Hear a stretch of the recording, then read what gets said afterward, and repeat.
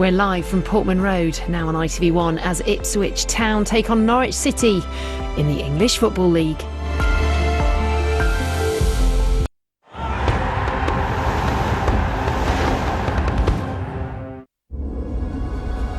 Reawaken dreams.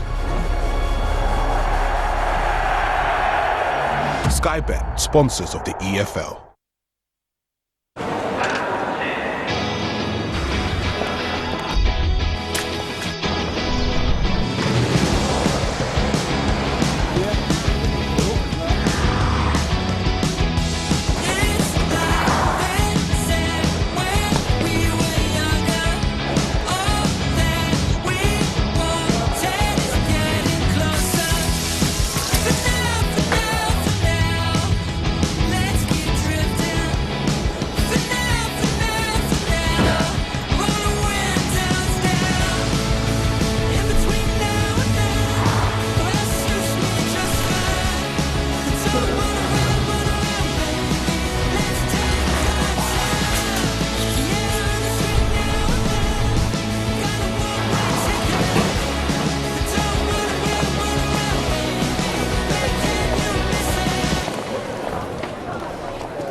It's Derby Day here in East Anglia, and it's a match that gets Ipswich and Norwich fans nervous and excited in equal measure. And the latest chapter of this story didn't need a plot twist to make it any more compelling, but we got that this summer with a controversial transfer that has caused quite a stir.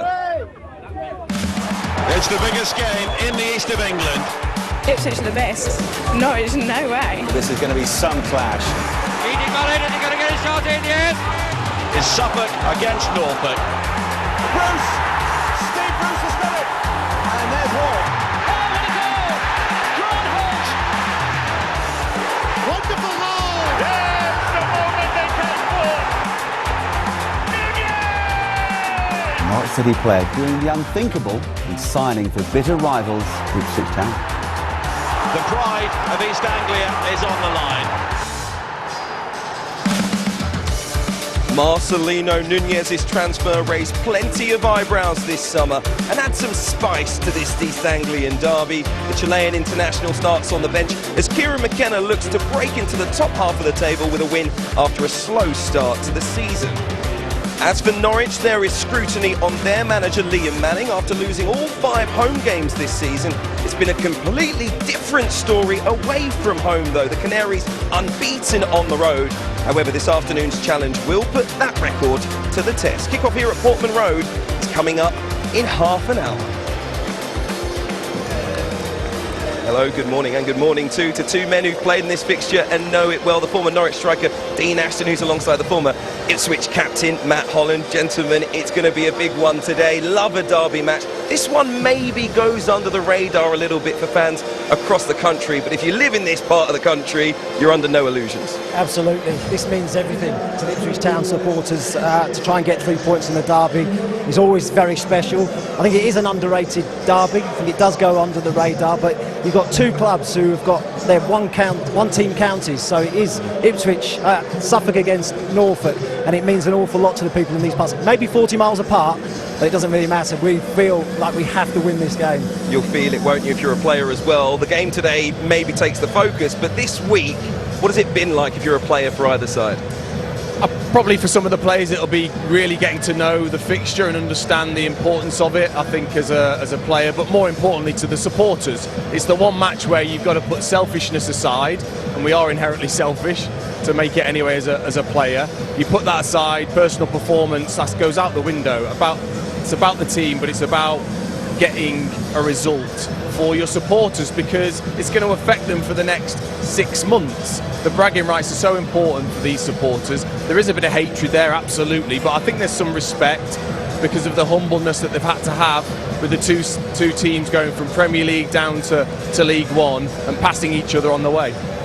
The results, all important. You mentioned the players today get the chance to make themselves heroes for both of these two clubs. For Ipswich, hasn't been the season they would have wanted so far. 6 changes, Matt. for Kieran McKenna today. Is that what you expected? Yeah, I did, to be honest. It's the same team that beat Portsmouth last time here at Portman Road, so he made 6 changes for the midweek game against Bristol City. He's gone exactly back to the same team that beat Portsmouth. There were 1 or 2 question marks. Would it be Kipre or Greaves at centre-back? He's gone with Cedric Kipre, who was excellent against Portsmouth, and Eggerly as well on the right-hand side. He's a big call, 18-year-old Norwegian. He's a terrific talent, but he's got the nod ahead of Casey McAteer. So big decisions to make, but he's gone back to the team that beat Portsmouth. The anticipation has been helped this week by Marcelino Núñez this summer even. His transfer directly from Norwich City to Ipswich. He scored the winner when these two teams last met.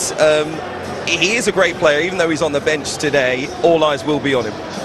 Set the tone, hasn't he? Just himself. Obviously going to bitter rivals Ipswich, but then the manner in which he arrived at this football club, kissing the badge immediately, all over the programme today. I love it. It really does add to it. It's very rare, first of all, that a player will move between the two clubs, let alone do it in the manner that he has done. He was almost a cult hero already at Norwich. That's gone, by the way, and it'll be interesting to see if he has a part to play. The last time there was a big transfer between the two sides I was playing, that's how long ago it was. It was Andy Marshall, wasn't it, the goalkeeper who came from Norwich to Ipswich. It does take a big character to make that switch, I think, from one to the other. You mentioned Andy Marshall, whose advice to Marcelino this week was to keep a low profile, and there he is with the Ipswich badge on the front of the programme this afternoon. Did you have anything to do with that, Matt? Don't think that, no, there's nothing to do with me. Don't make too many decisions around here. So that wasn't my choice. That wasn't my choice, but I don't mind it, to be honest. Look, it's a big call, isn't it, to switch from one to the other. But he's got big character, and he's going to make a difference to this team. He's struggled to get into the side so far.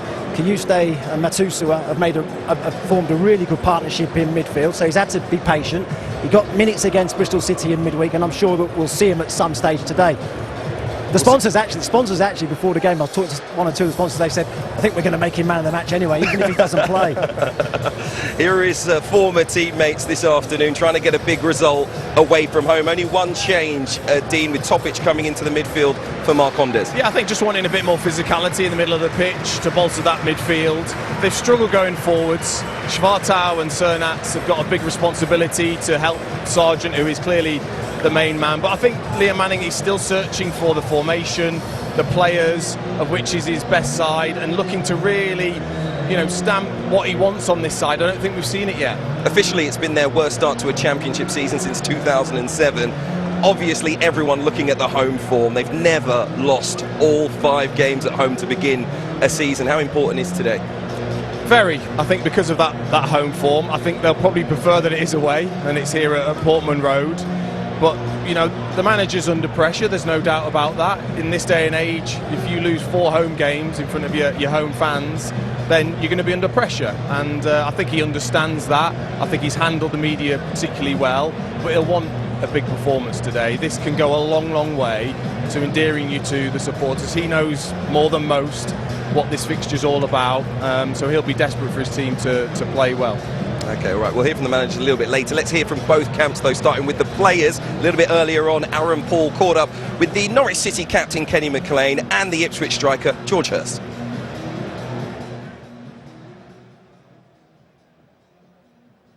Campaign.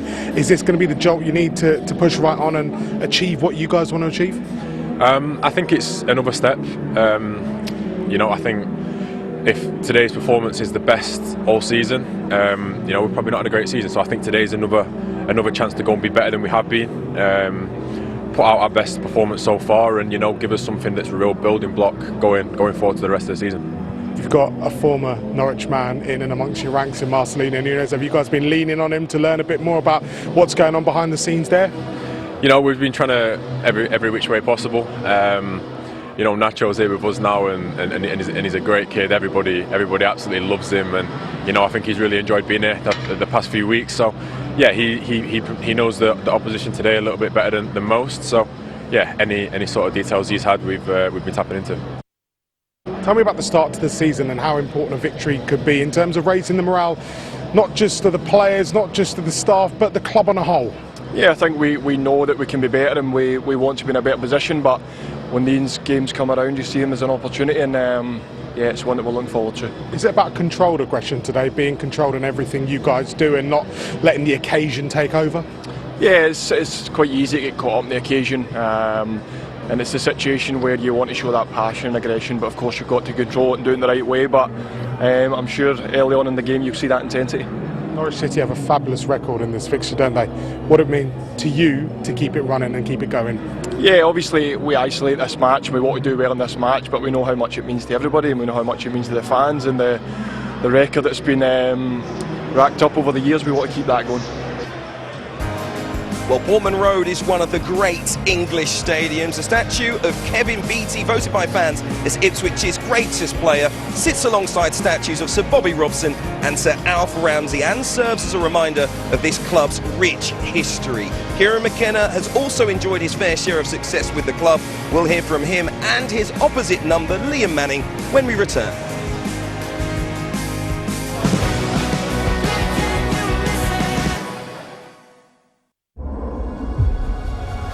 Last-minute winners.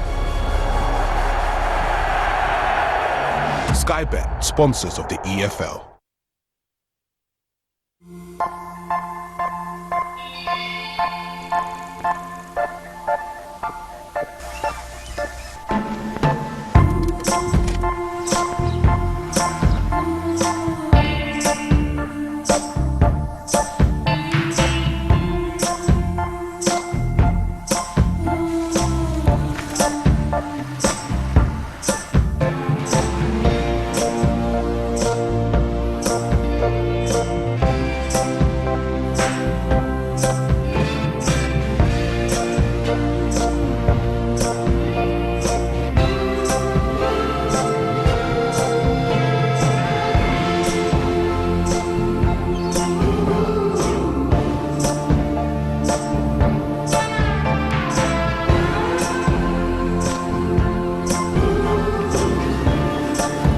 However you choose to say goodbye, we help you own it. You wake up, good morning, it's a brand new day. Blue skies above, it's a perfect day. Sunshine is shining, chase the clouds away. Smiles all around, it's a perfect day.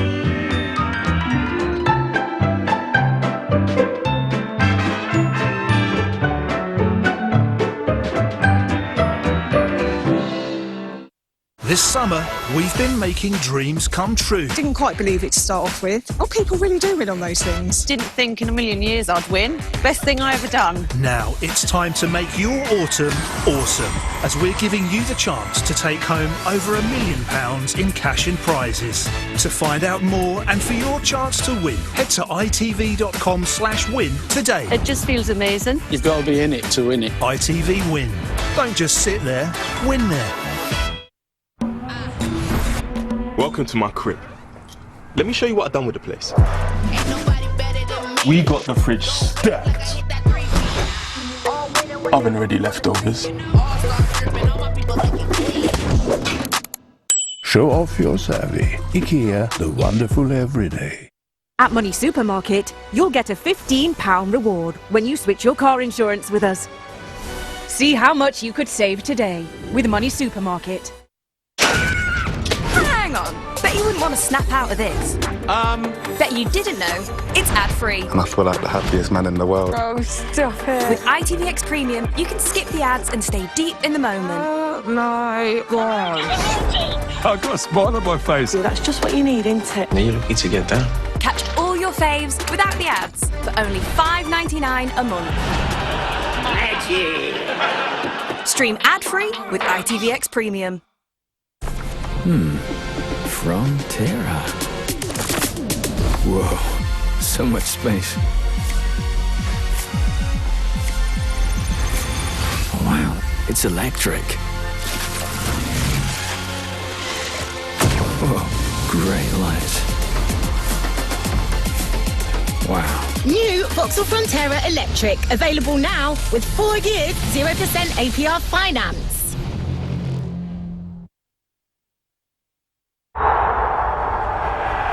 Absolute Seeds. Sky Bet, sponsors of the EFL.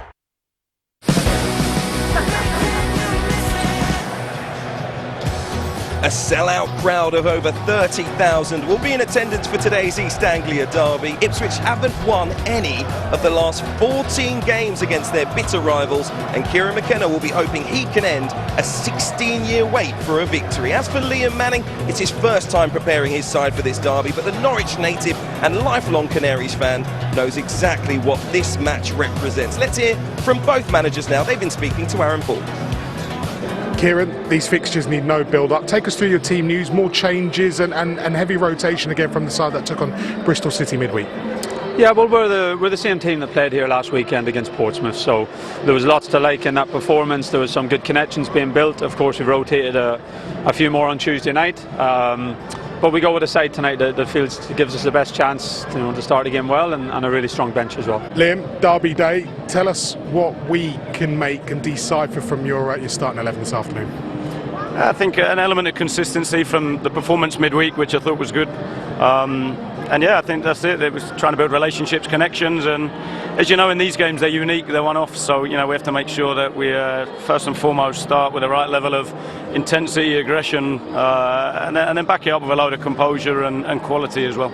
Look, I think it's the record doesn't change anything really for all the players. It's pretty much all of them. It's almost their first derby. I've had one game against Norwich here at Portman Road in the last 4 years, so it's not about that. It's just how you approach big games, and of course there's a balance to enjoying the occasion, embracing the occasion. We know it's going to be really intense, it's going to be physical, there's going to be challenges and second balls and duels and all the things that you expect extra in a derby, and we need to win those. But we also need to be calm enough to impose yourself on the game, to play our football, to try and give Norwich a really tough game, and you need to get your details right on set plays and on all them big moments. So there's lots of bit to it. It's why it's not easy to win games like this, but you focus on doing the right things, and hopefully that'll be enough today. It's been a challenging opening start, especially we've come back to we had so much change in the summer on the pitch, off the pitch, so naturally it takes a little bit of time to settle. I think we've shown flashes. We haven't been consistent enough, but I definitely I think midweek there was a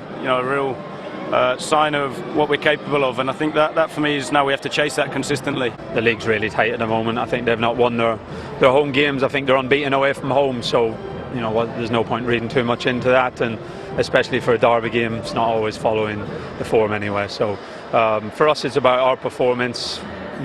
We want to do the things that we typically do at Portman Road, and with an extra edge today for the derby. I've spoken in most of my interviews about the impact I want to have at the club, and what it means. And again, I think for me it will be a great opportunity for us to shift some momentum and get back some positivity. Best of luck, Liam. Thank you.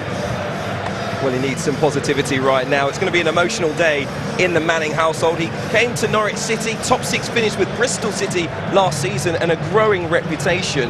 But after Norwich finished 13th last season, 11 points off the playoffs, was it maybe too soon to think it would change immediately? I think so, and there's been a huge overhaul in the whole club in terms of the ownership and the new manager, and a drive in recruitment, certainly in the summer. A lot of players that are unproven, that are young, that need developing. So a little bit more time, I think, is needed for Liam Manning. He's already shown in his previous jobs that he can build a successful side, and I'm hoping for his sake today's a good outcome for him that he can then build on. Big changes for Norwich. Changes too for Ipswich in a different way. It's been always on the up and up since Kieran McKenna arrived. League One promotion, Championship promotion, relegation from the Premier League. Is this now his toughest challenge to get this team winning again? Yeah, probably. Testing his credentials. I mean, he's a fabulous coach. Like Dean said about Norwich, there's a big turnover in personnel here as well, last summer and this summer as well. Probably more players incoming this year than we maybe anticipated. So it does take time to build those connections that he talked about there that are so important. But he's a fabulous coach, and I've got no doubt he'll get it right. One of the players that came in last summer has been pulling up trees this summer is Jayden Philogene. This season so far, scoring goals for fun. What have you made of him? Yeah, full of confidence. Struggled a little bit with injury actually last season. Has never really been fully fit, but now we're seeing the very best of Jayden Philogene. I mean, he's so confident. He's got that ability to come in off that left-hand side and get his shots away. If you look in every single goal here, and how important that the connection he has with Leif Davis. Leif Davis makes the run so many times on that outside, just opens up the space for him to come inside and get his shot away. But once again, look at Leif Davies. This time it's an inside run, inside channel, but again he takes the attention of 2 or 3 defenders, allows Jaden to come in and get his shot away. So those two are building up a really good partnership down the left-hand side. But Jaden is such a confident boy, a confidence player, and every time he gets the ball right now, you feel as though he can do something special, and that's what we've seen so far this season. It's been great so far this season, scoring goals. A man that we know always will score goals in terms of a Norwich City shirt is Josh Sargent. You know, for many people, the best forwards in the division. I wonder if you agree. Yeah, I do. I think he's built that reputation over the last few seasons, and it starts with this. It starts with his desire, his work ethic. It's been incredible since he's been at the football club, but he's developed the other side of his game, that instinct and that calmness that you need in the penalty area when these chances come around. And I think he's so important to Norwich City that it's him or nothing at the moment. You know, he's that important to their goal scoring. Without him, it would be a relegation battle. I think he's that important to this Norwich City team, and actually there's some big responsibilities on the other players around to help him out, because teams are targeting him. He's struggled in the last few games because if you stop him, you stop Norwich. But once again, he'll be the main man today, I'm sure.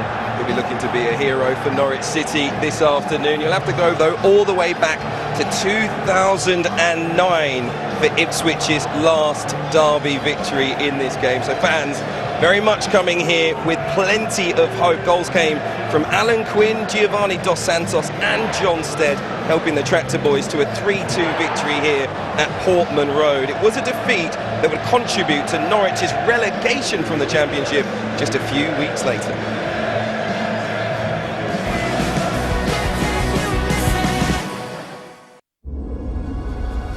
Reawaken dreams.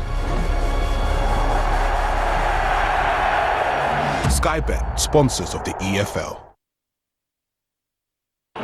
Got the big man to score first. And off goes the big man. Oh, chin up. With Paddy's Super Sub, your bet rolls over to the player coming on. So now all subs are super. Substitutes! Hurrah! Super Sub! C'est winner of the sub dog. Super Sub from Paddy Power. Oh, the Super Sub. No, you won't. Frontera. Whoa, so much space. Wow, it's electric. Whoa, great lights. Wow. New Vauxhall Frontera Electric, available now with 4 years, 0% APR finance. No sign of him yet, Money Super 7. Had such high hopes for you tonight. High hopes. That's him. Go. Let's give him what he deserves. Your rewards from Money Supermarket. You're gonna love them. Welcome to the Super Save Club. She's your next. Break a leg. See how much you could save today with Money Supermarket. This summer, we've been making dreams come true. Didn't quite believe it to start off with. Oh, people really do win on those things. Didn't think in a million years I'd win. Best thing I ever done. Now it's time to make your autumn awesome, as we're giving you the chance to take home over £1 million in cash and prizes. To find out more and for your chance to win, head to itv.com/win today. It just feels amazing. You've got to be in it to win it. ITV Win. Don't just sit there, win there. That's us. Yeah.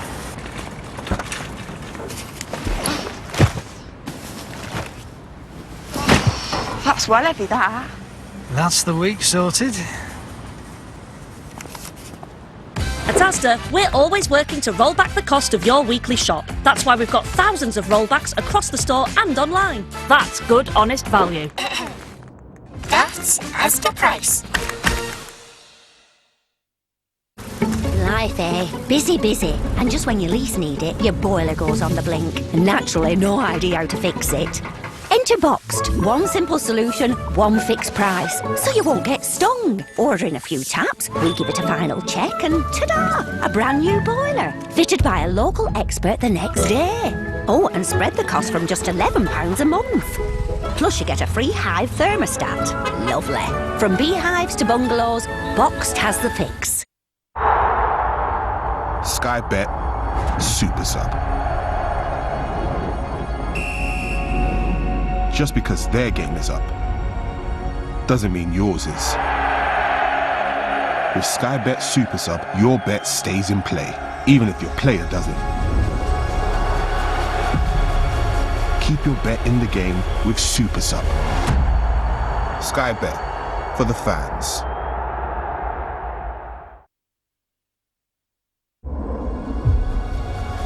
Last minute winners. Sky Bet, sponsors of the EFL.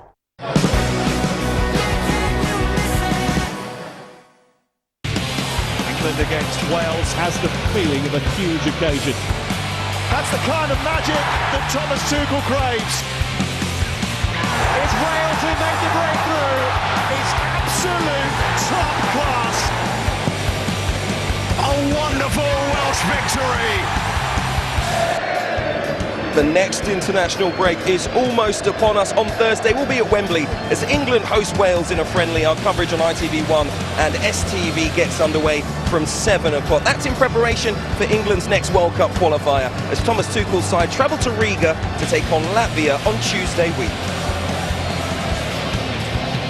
And Craig Bellamy will be hoping he can lead Wales to a famous away win, much like he did when he scored the winning goal for Norwich in the East Anglia derby here at Portman Road back in 1998. Much to the disappointment of Ipswich's Matt Holland there. It's my memory, that one. I can't really remember that game. I remember beating them 5-0 here that season.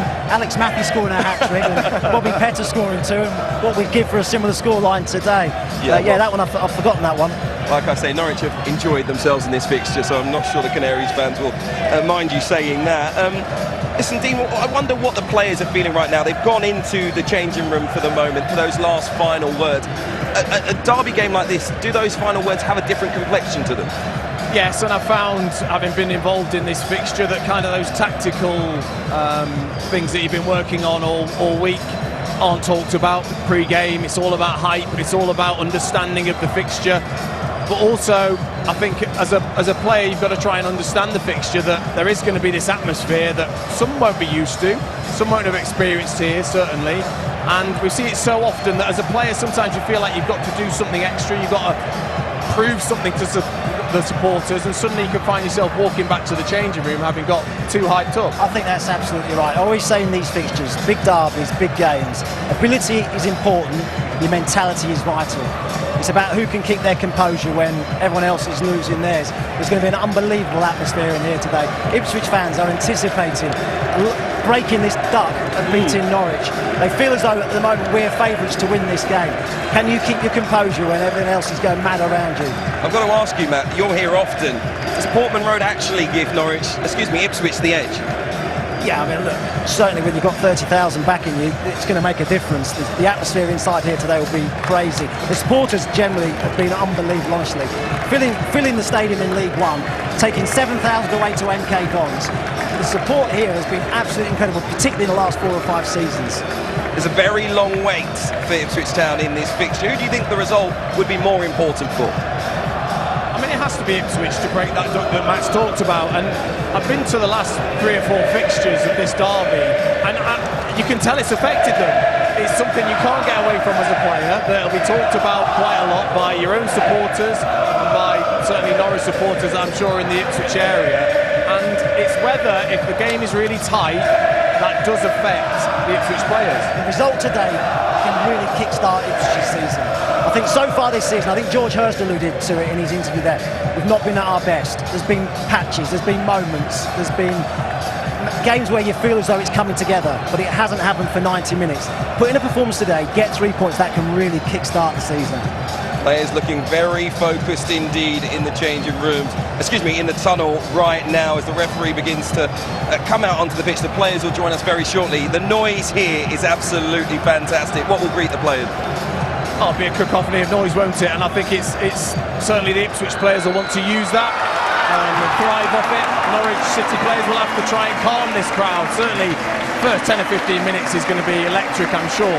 I think just as players, you're trying to focus it's very, very difficult. Here we go then, the team's heading out at Portman Road for the 110th East Anglian Derby. Bragging rights are on the line and kick-off is next.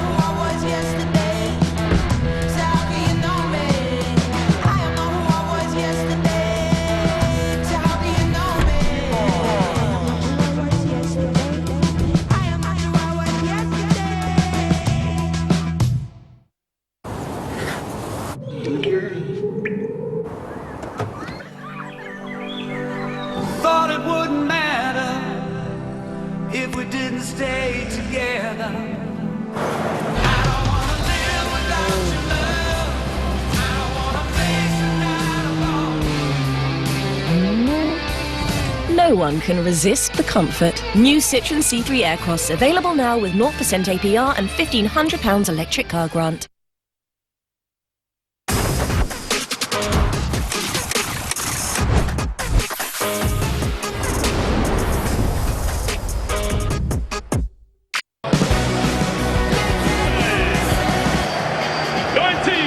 We're all set at Portman Road for a fiery East Anglia derby. Who will take a valuable 3 points? Let's find out in the company of your match commentators, Lucy Ward and Joe Spate.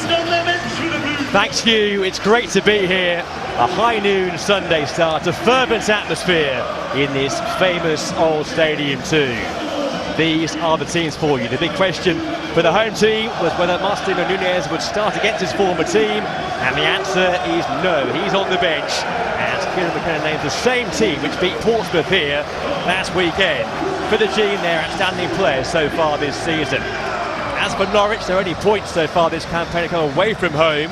Just the one change from Liam Manning today, as Mirko Topic starts in midfield, captained by the vastly experienced Kenny McLean, and their top scorer there, Josh Sargent, number 9. Began the campaign so well, but in recent weeks, those goals have somewhat dried up for the man from the USA. Well, these two sides meet for just the third time in just over 6 years. But the atmosphere is crackling, and Lucy, great to have your company. This is the place to be this Sunday lunchtime. What an atmosphere, Joe, in here. I mean, derbies define fans' lives for a few months in this part of the world. It's an intense rivalry, but I think today for the players, it's about control, it's about composure. Who can handle the chaos? It doesn't matter whether you're playing well as a team, whether you're the form team in the league. It's irrelevant on days like this. I'm really looking forward to this. Yeah, me too. It's pulsating here. The noise has been building since the early hours of the morning, and it's a crescendo now. It's just a slight remnant of Storm Amy here in Suffolk. A light breeze around Portman Road, but a perfect setting, the sun shining. And this should be something quite special. Ipswich have home advantage. On paper, they have the stronger squad too. They should be favourites, but on days like these, you never can tell. Yeah, I mean, at the face of it, you know, if you're a neutral, Ipswich probably have the stronger squad. They've got the Premier League money, and Norwich are looking down the league rather than looking up the league. But logic really goes out the window, doesn't it?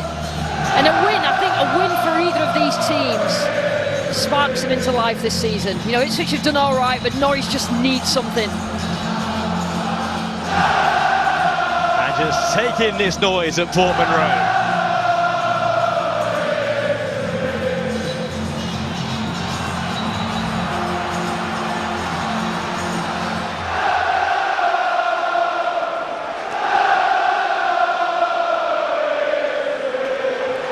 So we're all set there.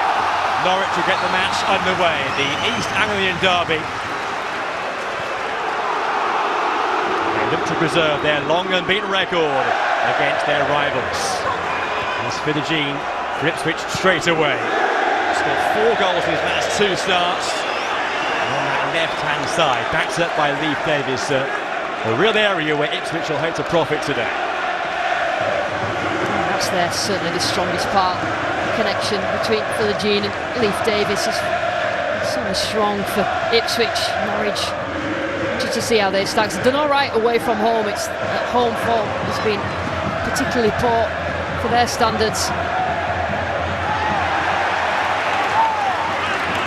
No foul given there by a referee who is Thomas Kirk.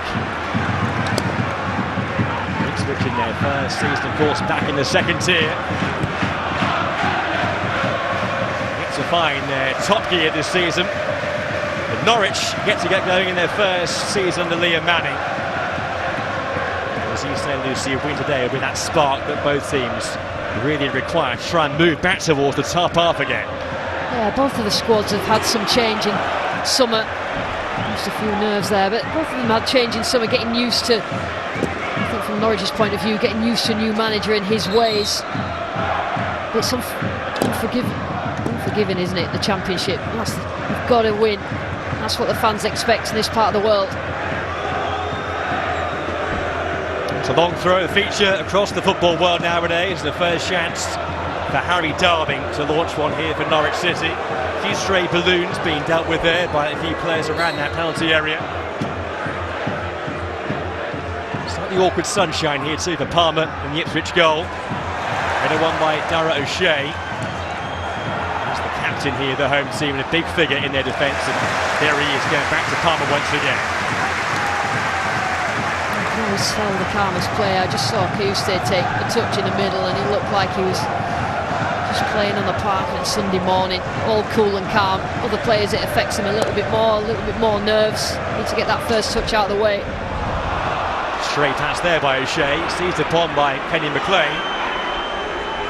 Here's Topic for Norwich.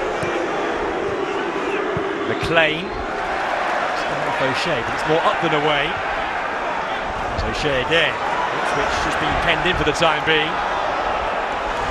That wind has touched stronger, the weaker field up here, down there on pitch then. Yeah, as well as dealing with the derby, you're dealing with the conditions as well.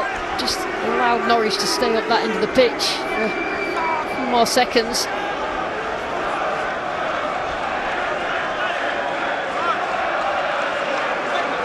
Sides who meet here in the bottom 8 in the Championship, just 2 points apart, just 2 wins apiece. Ipswich with a game in hand on Norwich and 2 in hand on all those who lie above them. If they were to win, they would go top half. They're 5 points off the top 6 at the start of play. Interesting team-wide. Topic has just gone in behind Sargent in the 10. There's a bit more solidity, I think, Manning.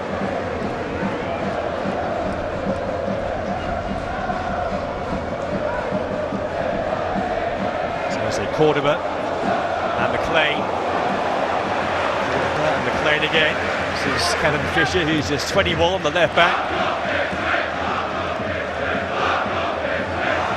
Darby. Adam Kovacevic in goal, the Bosnian in his first season playing with the club. Sloppy there by Cordoba. Shea. Became captain here in the summer. Sam Morty left the club. It's good tempo to it, though, Joe. Even though there's a few mistakes you probably expect at this early stage in the game, the first 5 minutes or so. Both are trying to play in the opposition's half. There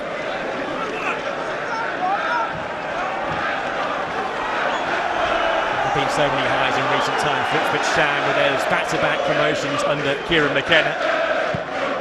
For so many of their younger fans, they've not had the joy of a derby win. Waiting with an end today. Here's Leif Davis and Philogene. So much potential. You know, a year ago he was a starter in a Champions League win for Villa against Bayern Munich. I actually did that game, and you know, it was a surprise that he started it, but he did so well. But he's really evolved, hasn't it, Philogene, into a proper goal scorer, assist maker, and a proper star for Ipswich. Got his first senior hat-trick a few weeks ago here against Sheffield United. Here's Cordoba. Oscar Sparta, who's just 19 on this left wing for Norwich. Stern challenge there, now Cayusta. Bumped off it. That's deemed to be a foul by Pelle Madsen.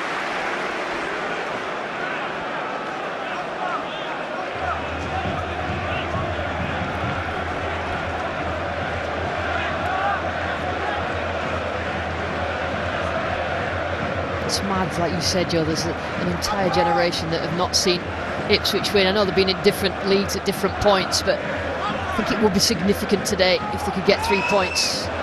Started the season a little bit better than Norwich, but Norwich just seem to have a hoodoo over them at the moment. Kayusta just caught Gabby. Great pressure there. Here's Sargent looking for a run there. Vante Stienats on that right wing for Norwich. It's not going to be a day where you have too much time on the ball to ponder your options. All of those pass there, that time by Darnell Furlong, but won back by George Hurst.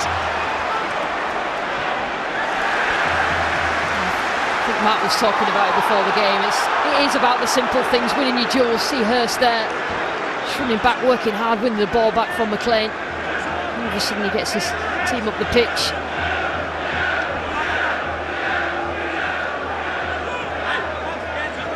George Hurst, who's the number 9 here, scored 3 goals last season playing in the top flight. That's maybe a question mark going forward this season for Ipswich. Can he score the goals to get them to promotion again, back to the big time? A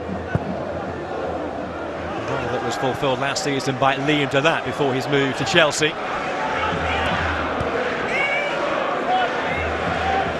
Both their wins this season have come here in home games. Tackle there, which goes in, the referee gives the free kick, and I wonder whether there might be a calming word here from Thomas Kerr, just to set the tone for what he will allow in the game in terms of contact. Absolutely. Big game for this referee as well. He's just trying to win it a little bit earlier than he needs to there, Fisher.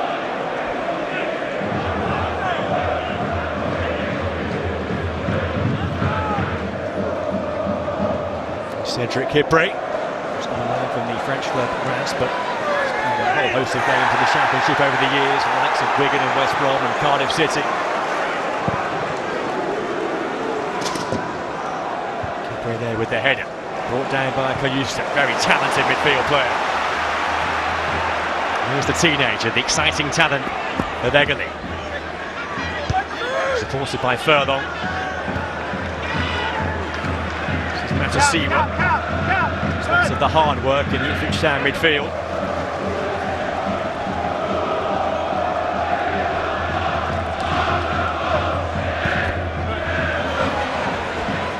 Schmodix. Challenged by Cordoba. And Fisher, a nudge in the back there, so a foul there, given away by Egerly. The easiest one free kicks for full-backs to do, all over the leagues everywhere. Just try and get your body in the way and just feel a touch. It just relieves the pressure on Norwich at the end of the pitch. They've had the benefit of the parachute payments having come down from the Premier League, and really that money spent on that man there, the number 8, Sindre Egerly, £17.5 million, and the Danish club Nordsjælland. Pressure applied there to Kipre. His heart may have been pounding for a moment. Did well there, Kipre, strong. Kayusta. Rushing off Sargent. He's on loan here from Napoli for the second successive season, Jens Kayusta. That's how Ipswich just go with a 3 at the back. It just allows Davies to get himself right up the pitch. Wide. Davies in first time there, but the angle against him. Pressurised soon, it will be a corner. A massive part of what they do, Ipswich just pushing him forward. Leif Davies, a lot of the creativity comes from that side.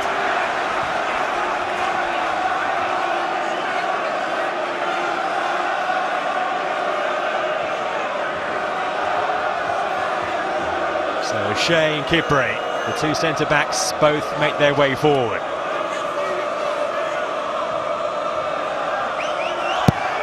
For the Jeans, Borbin, and it was towards Kipre.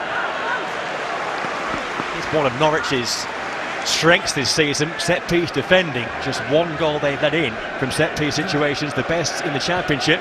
It's going to be a battle. You know, whether it's corners or long throws, going to see another here. Furlong, Ipswich have leaned towards those this season to get a lot of the creating chances and goals.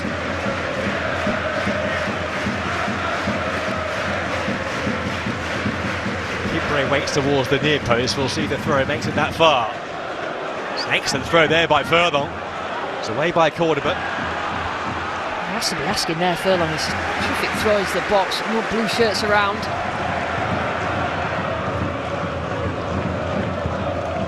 Good ball there by Davies for Hurst. On towards Schmonix. The keeper read it well. Vanan Kovacevic got there in good time. Just shows a straight pass up the pitch that he can take out opposition players. A terrific ball from Davies. Jack Stacey. Now here's Sargent. Fought in the attack for Norwich. Good covering work by Egerlin. Down the pitch, down the blue shirt, and it was a simple header won by Darling.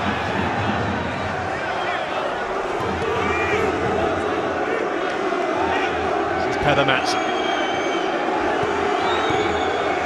The Norwich team have been liberated playing away from home this season. A stark contrast in their away form compared to their home fortunes under Liam Manning.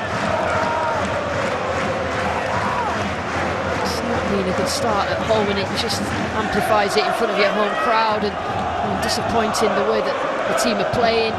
Better against West Brom. I have to say they had a lot of chances to at least get a point.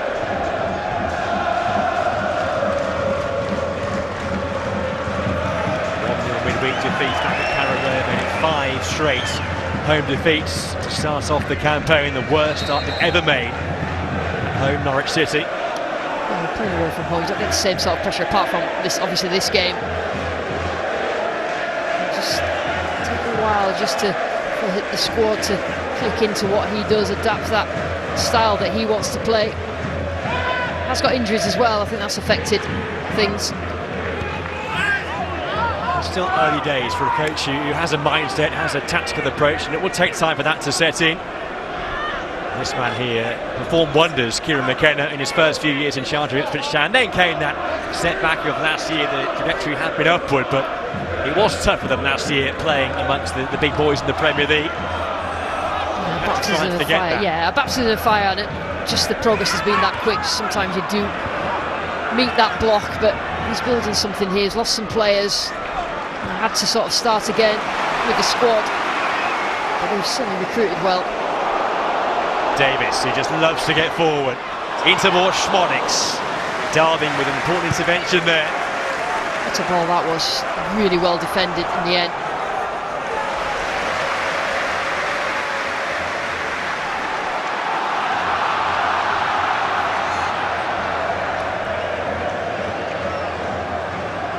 Norwich began the brighter, but as the game is progressing, Ipswich Town now enjoying more possession.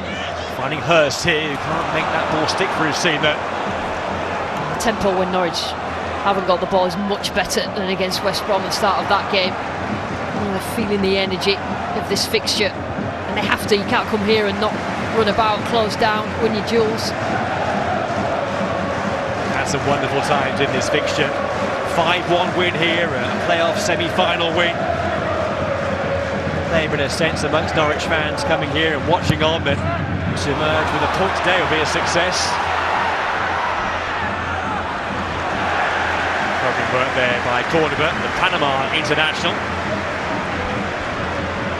Schmidt just has the ability to just find a little bit of space to run into. Ostensibly he's playing behind Hurst, but he'll make those runs beyond, defending in the end. Cordoba.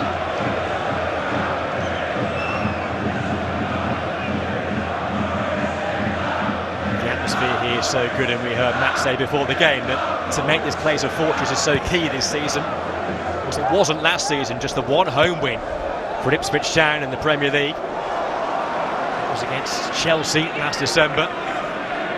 Lost their last 9 games here in a row.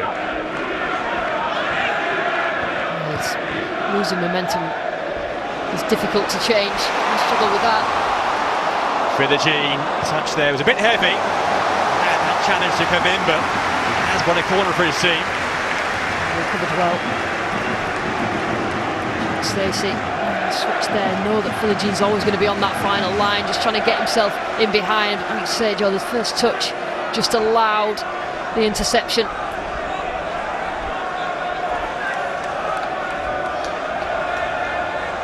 Just to underline again that contrast in spending power between these two sides. Philogene was brought in for £20 million in the winter window this year from Aston Villa. It's his corner here. And it's safely handled by Kovacevic. His quick distribution doesn't come off there for Norwich City.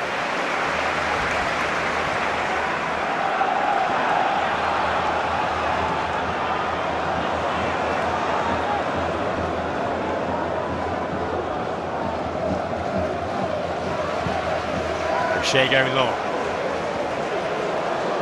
Down there by Davis, they moved infield for a time. Eggerly. And Schmodix. That's a bit too high, he had two players there waiting. I think Hurst hoping for a lower ball then. Yeah, I think initially Leif Davis knows where Philogene is. Just couldn't get the ball out of his feet to play it behind, some sort of reverse pass. And did well. And Eggerly just playing Schmodix in, and see the amount of Norwich shirts, bodies in there. Even if it was right, it would probably be cleared.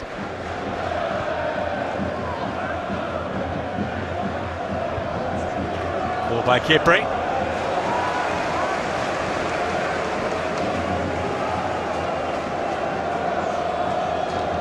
Kovacevic in goal, the Bosnian who was signed from Sporting in Lisbon over the summer. Spent last season playing on loan in Poland, and he actually played against Chelsea last year for Legia Warsaw in a Conference League quarter-final.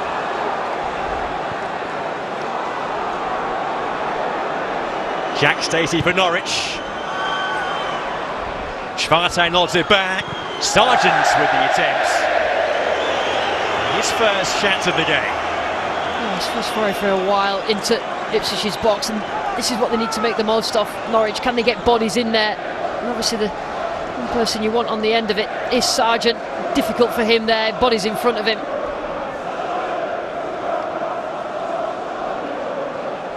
He scored 5 goals for the USA national team. Josh Sargent did play at the last World Cup in Qatar, and I hope to be featuring for the US on home soil next year under Mauricio Pochettino. Yeah, he's left out of the Gold Cup squad, I think, so he's desperately wanting to score the goals for Norwich that gets him in there to the World Cup. A bit of a late challenge here by Oscar Schwartau on Daniel Furlong. His first proper derby challenge that we've seen. We're just taking time to think, just to stretch out. Just caught him, didn't it? Nothing really, anything malicious, but the referee, late challenge, but the referee having a word. And the last thing the referee wants to do is, once you start giving yellow cards out in a fixture like this, that's it, you set your standards. Benefit of the doubt. Just a stern word there in the ear of Oscar Schwartau.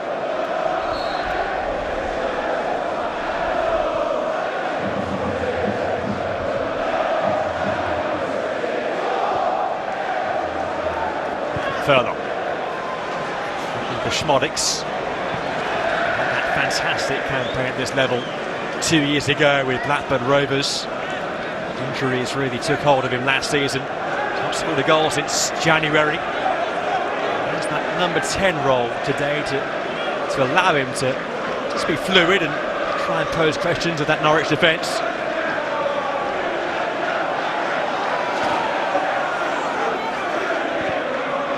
They changed their entire front four from their midweek match away at Bristol City, so McKenna has some great options off the bench to turn to as the day goes on. So the positive, isn't it? He's added legs and dual winners in central midfield and the centre back, but also he's got depth that he can put on if it's not quite working for his team.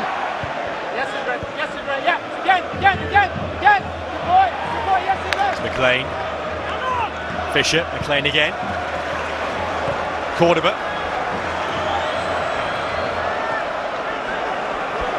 This is the Liam Manning way as they try and play their way in the back here, Norwich.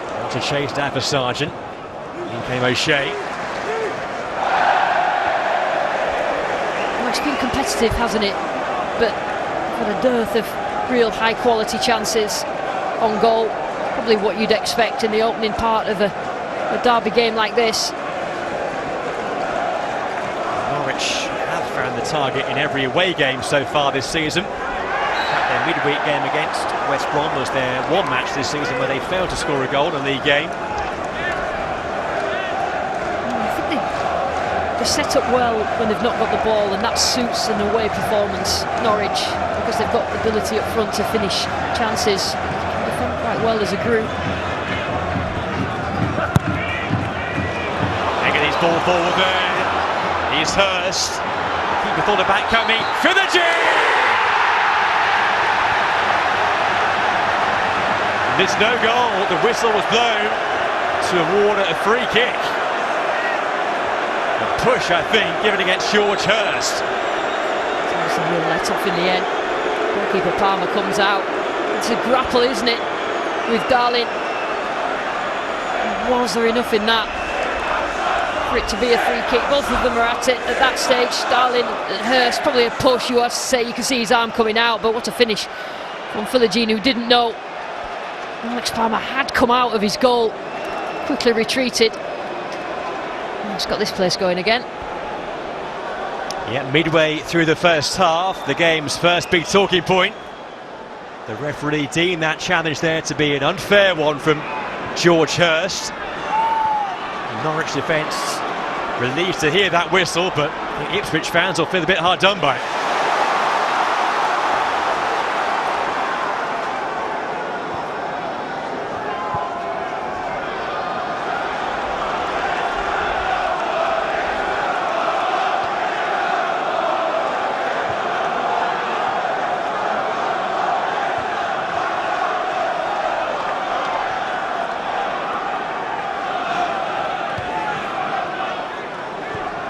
Well, that was a dangerous pass from O'Shea, but Jens Kayusa dealt with it well initially, but then gave the ball away himself.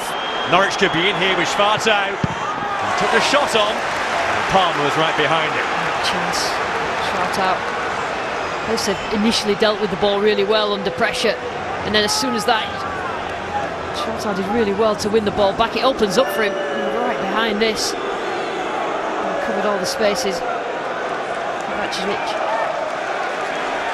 It's more positive, isn't it, from Norwich?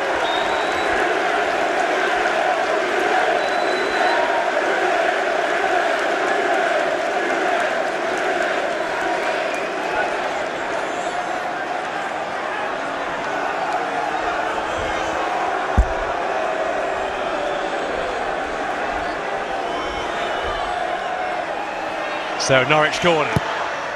Good in-swinger. Palmer dealt with it. The shot ricochets behind for a corner once again. They're hit by Peder Madsen. It's such a tight game so far that you can't help but think that set plays may have their imprint in the game. They defend them well and just trying to get something from Norwich. They've got the players in there.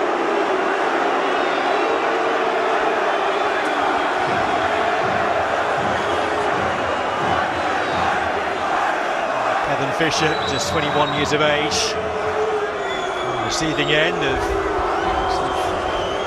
verbal, should we say, coming down from the Ipswich Town terraces there behind that goal. That swinging ball this time towards Sargent, but it was the Ipswich number 9 who won the header. It was dealt with by George Hurst. It's so important that you get first touch on that as it comes into the box from a defensive point of view.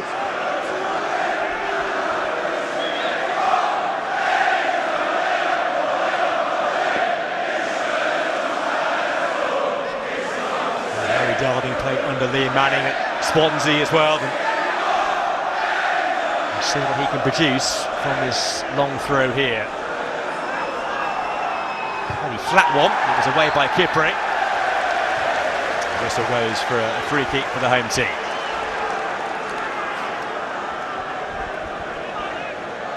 I think of the two managers, Manning is probably the happiest coming away from home.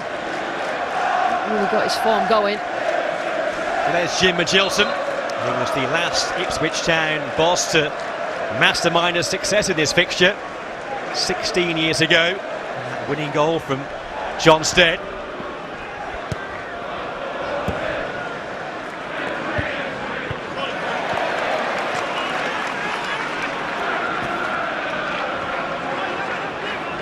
It was the 93rd league meeting between the two sides today. Their first came in the old Division 3 South in 1946. That was won 5-0 by Ipswich.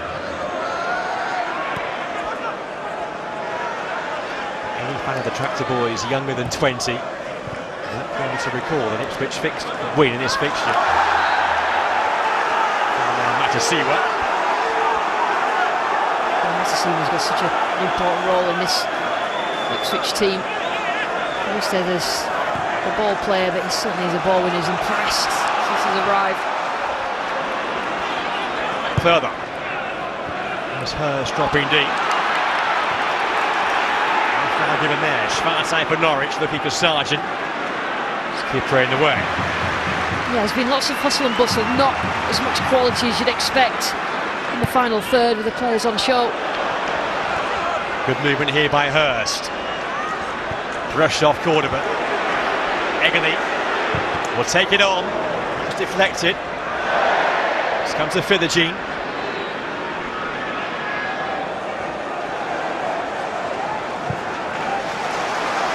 O'Shea. He's a playmaker for the back, Dara O'Shea. Eggerly.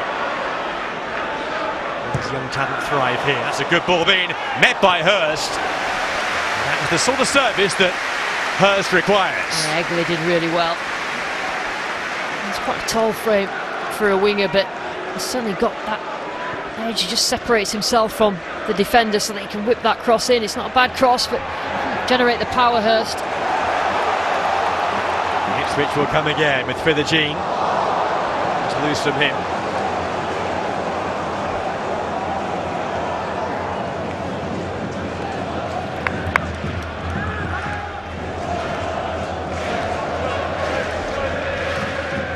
McLean.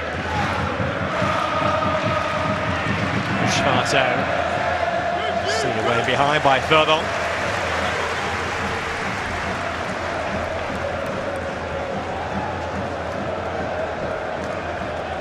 His third derby, Kieran McKenna. Fixture he is yet to win. Liam Manning, who knows these two clubs better than most. Born in Norwich, a Canaries fan. Part of their youth setup before moving to Ipswich. Was released 3 years later. Went into non-league football and began his coaching career back with the Tractor Boys in their youth system. So the win today would mean so much to him personally, but also for the team, as we've said, to get the team going in the right direction again. Absolutely. Just to build a group of players, try and get them as cohesive as possible. Yeah, we know that left-hand side, the injuries, new players that have come in, doesn't help. Kevin Fisher went down there, but ref said play on. McLean, good ball by him. Stacey arriving, applying the pressure on Davis. It was unfair pressure, but what a pass that was out to Jack Stacey. Unbelievable pass, but that's what Jack Stacey does. Gets himself right up the pitch, not seen enough of it. He's just sort of stayed intact as a right back, but great little touch, but just did enough. Leif Davis just allowed him. As soon as you get your body in the way, it's so difficult for the attacker, and ends up a foul.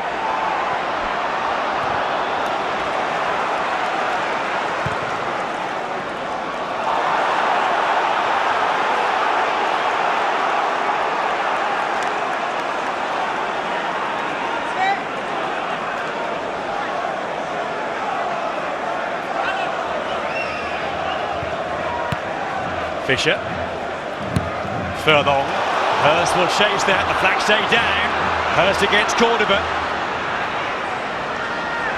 Excellent hold-up play there by Hurst. Schmodix goes in. They're appealing for a corner, but a goal kick's being given. Did well there, Hurst. He knows that first ball is punch forward. That's what they're doing. As soon as he gets that opportunity and there's nothing else on, Hurst knows that he needs to be on his bike, and he set off really well. In the end, he's shepherded away from goal. Corner, but defended well.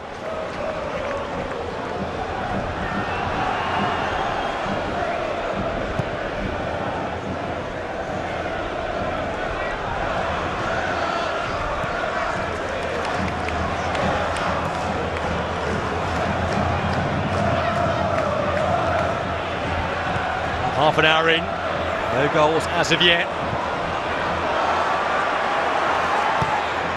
The last 7 meetings here, 5 have been drawn. The last encounter was 2-2 a couple of campaigns ago. Egerly. Big roar goes up from the home fans. Egerly's ball in. Keeper's come for it, and he missed it. It's gone behind for a corner. He made some contact with it, but that was a very uncertain moment for Kovacevic. Nice fluid move, and just the amount of bodies that Ipswich have on this right-hand side means just create a little bit of space for Egerly to put the ball into the box. It worried the goalkeeper for a second.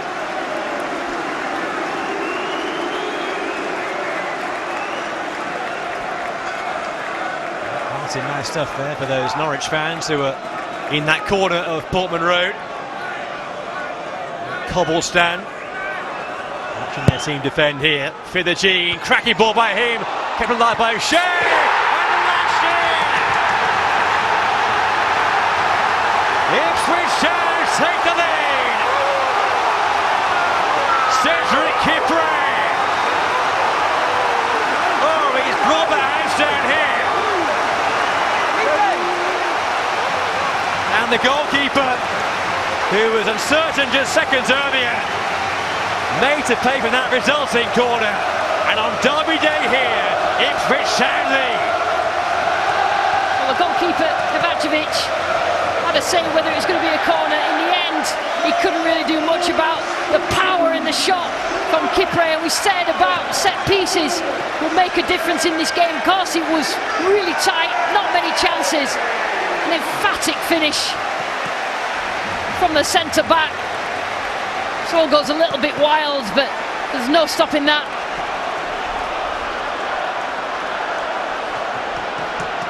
His first goal for Ipswich Town. He used to be a match winner. That will go down in folklore here. But for those of a Norwich persuasion, that is a tough one to take. A sloppy goal given away. Look at the conditions in here. The keeper, Kovacevic, when he came out and he wasn't sure and he committed to go and fly through the air, and it gives Ipswich that corner.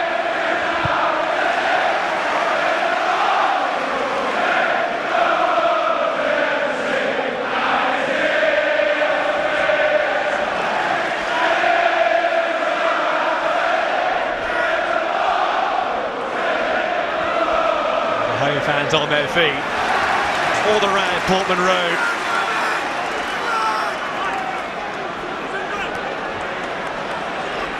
Hoping this might be the day to end that long wait for a derby win and have a first half lead here today. Here's McLean for Norwich. Open play-wise, Norwich have actually been quite solid defensively, neither allowing the opposition a chance, but got a routine and you give away a sloppy corner like that. Sinats to win a corner, he's done just that off Davis, so a chance to try and respond from a set piece straight away now for Norwich City.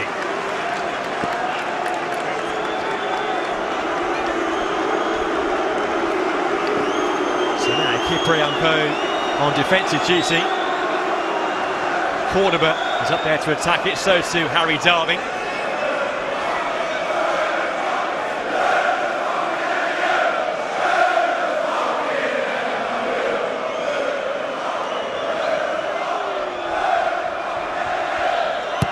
Fisher with the ball in, looping towards Derby.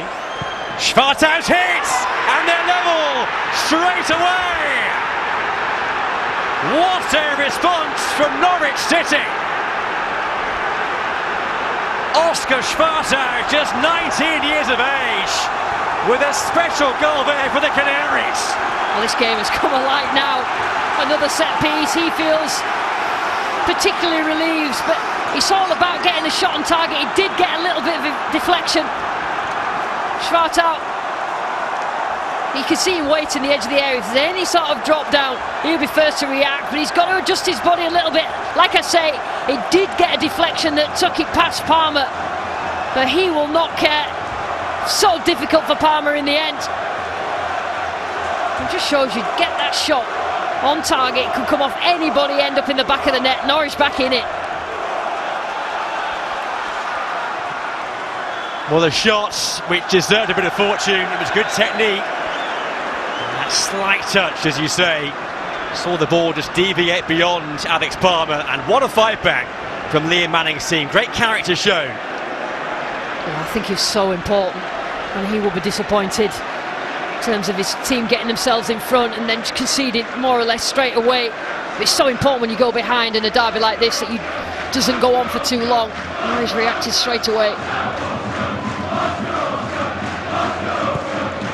Lead thrown away, which has been a feature of this fixture in recent times for Ipswich Town. In the last 7 derbies, they've led 4 times and won none of those games.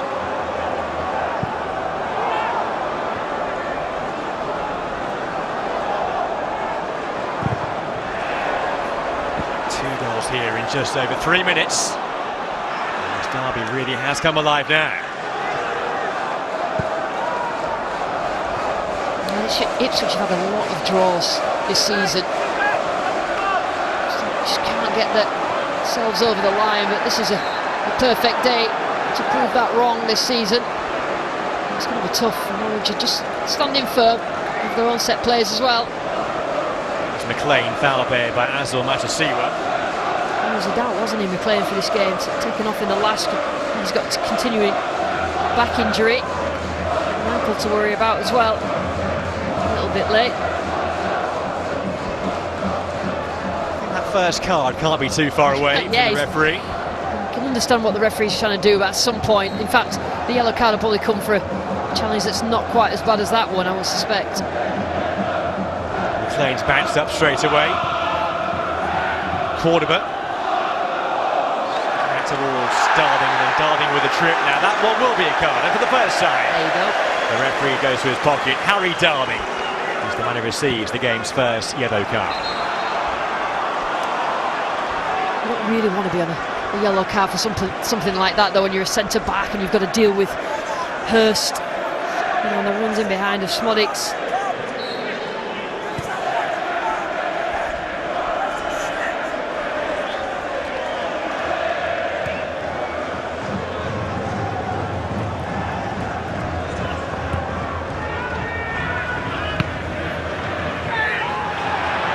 Siwa in behind a Hartman, but no foul was given there.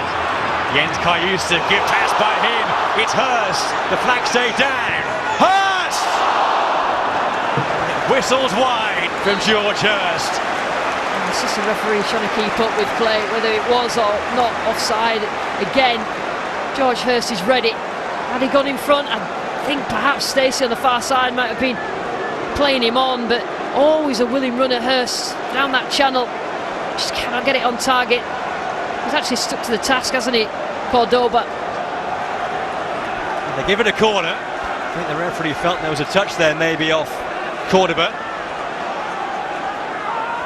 So can Norwich defend this one better? In again by Fithergene. It's O'Shea. Is that going to fall? Passing header away was by Cernat.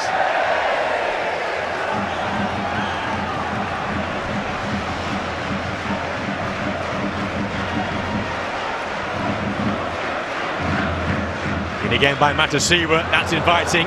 O'Shea's still there. It's a good example there. You can see how the wind is affecting that sort of floated ball into the box. You can see why Kovacevic came out before to give away the corner leading to the goal. It's difficult for a goalkeeper.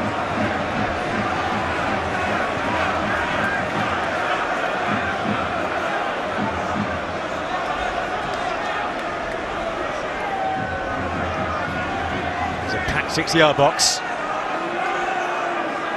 Fithergene's service has been superb so far in the game. That one's punched away well. Matasiwa dinked in by Egony. Collision there. for the G stab towards goal. Ipswich players appealing there for something, but the referee showed no interest in that. And again there, as Fidgetine went down, he was convinced he was fouled. Tell you what, Fisher did well. And again, the goalkeeper comes out and not quite sure whether he's going to get it, but you just watch Fisher on the floor already, quite acrobatically, just gets something in the way, whatever it is, and cannot allow the ball to come across Norwich's 6-yard box.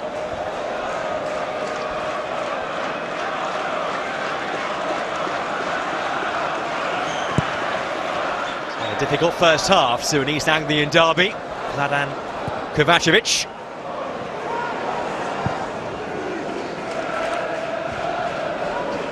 Was always to be expected. Stacey was caught there. Referee will let play continue. Here's Cernat. Kayusta nibbling away. He's done really well there to win it back for his team. But then he was caught jamming and gave the ball away. Sargent. It's a tame shot there by Sargent.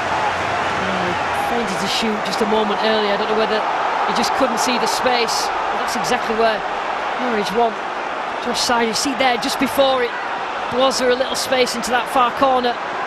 Just couldn't get the power.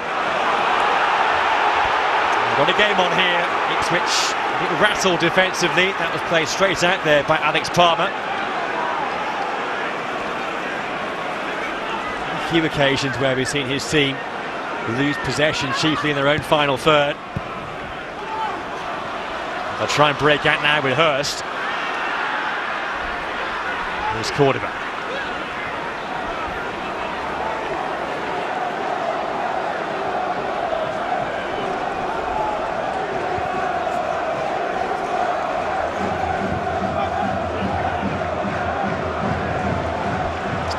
Most fluent game of football to watch. Yeah, I honestly game don't on the edge. Yeah, the conditions are just difficult to get over on TV. Quite difficult for the players. It's swirling, so as soon as they're playing the ball and it's just floated into the air, it just, the wind just holds it up. Difficult to judge.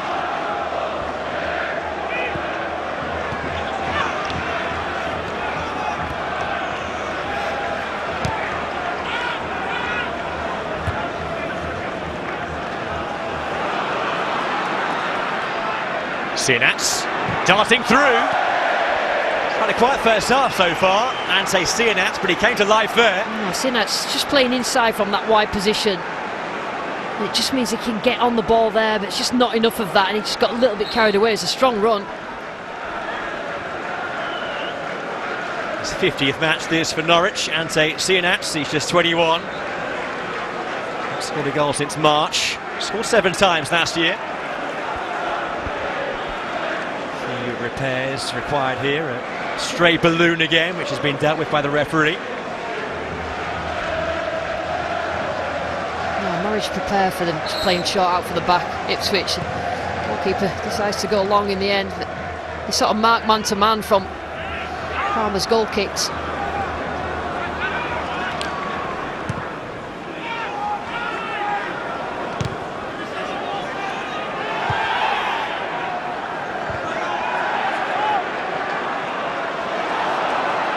Hartman losing out. Good swivel there by Fidgetine. There's a shot! Oh, what about that?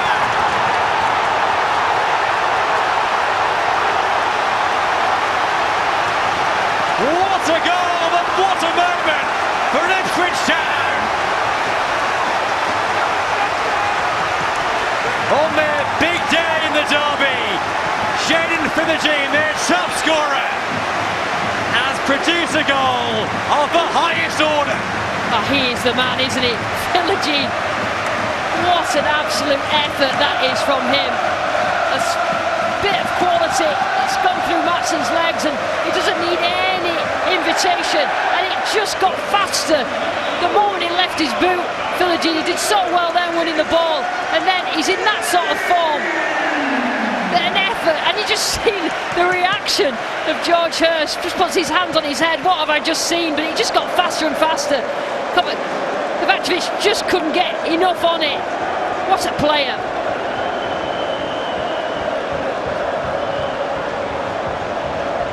Ipswich Town fans won't forget that moment in a hurry.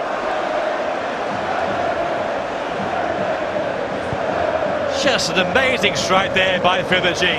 Well, we know he's in form and we know what sort of player he is, but to produce that sort of quality on a day like today. The goal coming just as we tick towards first half stoppage time, which there'll be 2 minutes.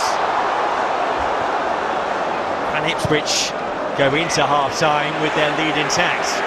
Here goes Stiernax. Kipre defending, and now they'll try and break out. Long from Coaster. Cordoba with the head around. Here's Agathy. Out of play, flags up. Well, we thought it was going to be a dogged game that was going to be decided by set pieces, and all of a sudden, Fithergee not having any of that. This best bit of quality of the game so far, just before half-time. So just replayed it on the big screen, and people just cannot believe what they've just seen.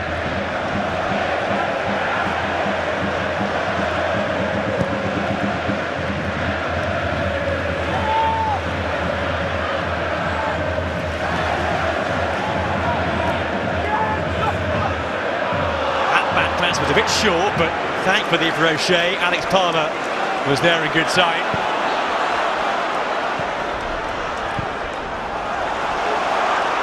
Begany into Fithergee. There's a pass on behind him towards Davies, but I'm not sure that Fithergee was aware that Davies was there in such space. Yeah, it probably was a shout, but he probably couldn't hear it. Well, that's half-time then. Well, that was one of the great derby moments for Ipswich Town. Jaden Fithergee's outstanding goal separates the sides here. They then through to Kipre for the error by Vladan Kovacevic in goal for Norwich. The Canaries level straight away through Schwartau, but Fithergee's goal means the half-time score is Ipswich Town 2, Norwich 1.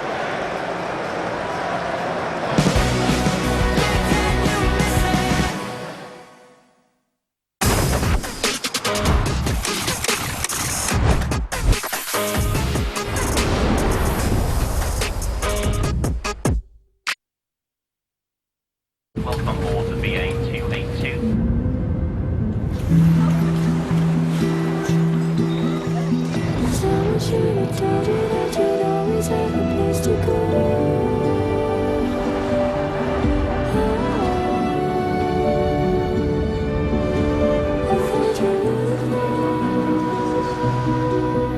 Coming through. Prepare for landing.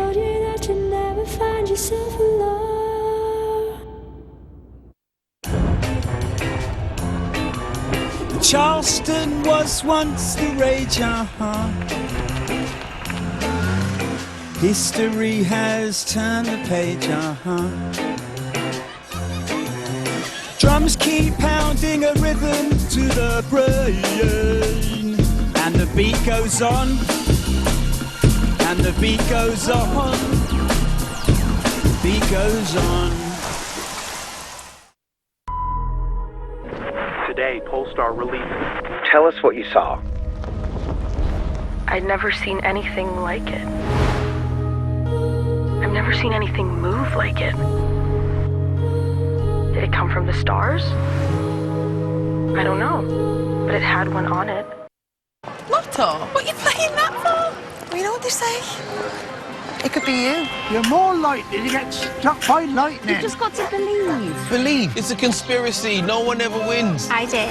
Apart from her. We did. Apart from them. It was me, and it could be you. Hold her. Well, what makes you so sure? I just have this feeling that... It could be you. Yeah, what he said. Yeah, I know. It could be you. Have you ever felt like your investment advisor is giving you an off-the-shelf retirement plan? That they just want to put you into a box? But who wants that?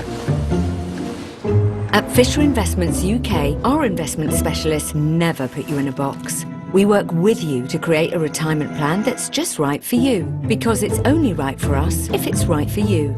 Fisher Investments UK, retirement advice that's as individual as you are. Vitality is here for your health. Whether that's getting you seen by Dr. Quickly, taking a closer look at things, or talking things over. That's what we like to see. Because at the end of the day, the most important thing is you. Vitality, your health's best friend.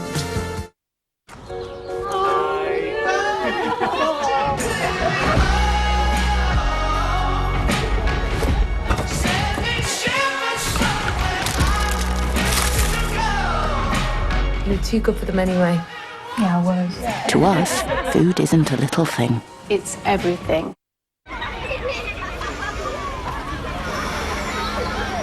iPhone 17 Pro has arrived. Dad, how cute is this? Look what my class made for me. The most pro iPhone ever. Get yours with O2, awarded Best Mobile Network Coverage by Ipswich. Dad, how cute is this? Look what my class... iPhone 17 Pro, available now. O2, essential for living. Big Brother is back! And your new housemates are all moved in. The cameras are rolling, there's nowhere to hide. So find out how they're handling life inside. And catch up on all the drama direct from the house. Big Brother continues tonight at 9 on ITV2 and ITVX.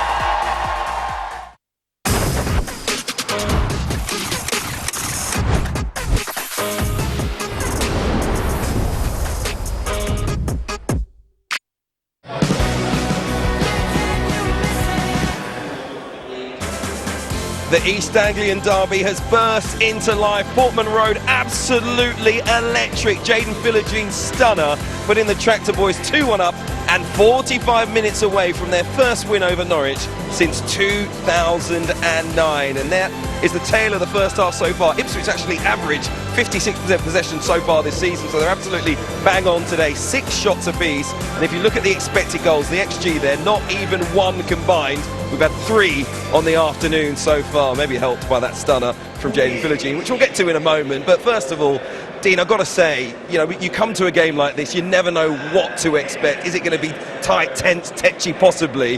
What we've now got on our hands is an absolutely fantastic derby. Yeah, absolutely. I think early on you could see two teams that haven't been in amazing form at the start of the season and struggled to get it going. But once Kipre gave Ipswich the lead, the game kind of took off. There was a bit of chaos about the way both teams were playing, and it added to the fixture then. The goal itself, when it came from Kipre, was one that the game needed. It's one, though, that Norwich will feel they could have dealt with much more, not just defending the situation, but when they conceded the corner as well. Kovacevic, the keeper, flying out and really didn't deal with the cross the way he should have. No, he made a mistake. He's actually been really good for Norwich this season. Excellent in the Norwich goal, but he made a big mistake today by coming out for a cross that actually he needed to take. If you're going to come that far off your line, then you have to get something on it and get more on it than he actually did. Ball comes in from Egley, it's a floated ball in, and maybe the wind catches him out a little bit, but he makes a real hash of it and gets a slight touch which gives Ipswich the corner. And it's the two centre-backs that combine. O'Shea keeps it alive at the back post, Kipre smashes it home. You're not saving that, but VAR might well rule that one out because it does hit a hand before he actually lashes that home. So maybe Ipswich got away with one there. Thank goodness there's no VAR in the EFL because it helped contribute towards what's been a fantastic game. Ipswich have only led for 32 minutes in the previous 14 East Anglian derbies, so it wasn't a surprise. It was only 3 minutes today. They should have defended this set piece themselves a lot better. Yeah, they should have done, obviously, Schwartau on the edge of the area, not picked up, and as it falls to him, he adjusts his body really well to get a great contact on the ball, and then just as it just falls, it's just a reaction from Matasewa, and I think the keeper can't do anything. Actually, it's such an instinct, but you actually don't want to. You want to trust that your goalkeeper's going to save it. Right, which one of you two wants to talk me through the stunner? Who scored more stunners during their career? Dino? No, it's actually debatable. That is actually debatable. He did score a few Go good ahead ones. then, Matt. I'll tell you what a hit. I mean, we talked about him pre-match. We said that he's in great form, he's full of confidence, and he's going to shoot from anywhere, and there's a moment of magic waiting every time he picks up possession. Well, he's done it with his right foot, he's done it with his left foot, and this one, wow, and this is something really special. In a derby, to go ahead in the game, and so close to half-time. Wow, what a hit. I think also with the modern football, you don't have to put as much power in anymore. The ball does the work for you. You could see it was gathering pace. Yes, you want your goalkeeper to save it, but the pace on it from Philogene, stunning strike. You mentioned before the game he was a confidence player. Philogene starting now to realise he's a true match winner at this level. He is a match winner. He's a terrific talent. I think, as I say, I said before the game, the partnership between him and Leif Davis is really crucial to the way that Ipswich play. When we attack, we do a lot down the left-hand side. Comes a back three, Darnell Furlong tucks in along the two centre-backs, and it allows Leif Davis to get forward. Him and Philogene have really caused problems. He could have had another one early on as well. A foul ruled against George Hurst on Harry Darling. What did you make of this situation? I mean, I've been in this situation a lot when you think you're through and then all of a sudden the defender gets back and there's a bit of a shove, but there's not a lot. There isn't a lot. I was slightly surprised. Darling got away with it a little bit, made the most of it as well, as so many players do. There is a bit of a shove, but when you're battling you and the centre-back, that sort of thing does happen. So I think a little fortunate. Going to have to ride the storm in the second half. Norwich City, much for both managers to ponder. Liam Manning, of course, a Norwich native, desperate to get something out of this game. Kieran McKenna will know if his side score next, it could be a massive 3 points. We've got a huge second half at Portman Road coming up straight after this.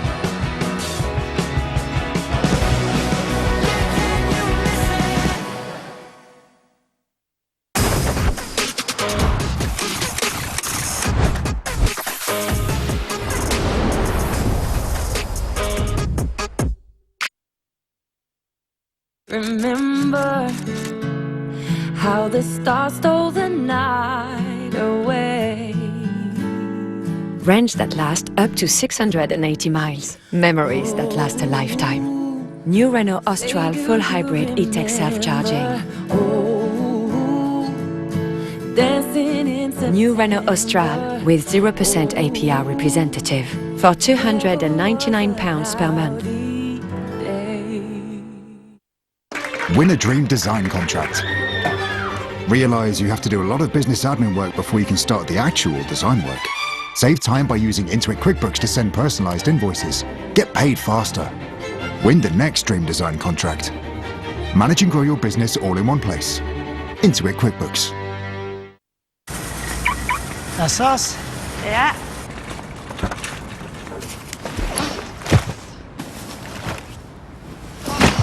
That's well heavy, that. That's the week sorted. At Asda, we're always working to roll back the cost of your weekly shop. That's why we've got thousands of rollbacks across the store and online. That's good, honest value. That's Asda price.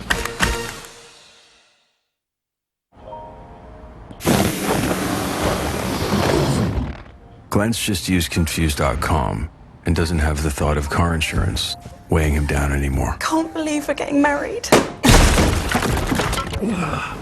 You're not getting married. Insurance feels better when you've just used Confused.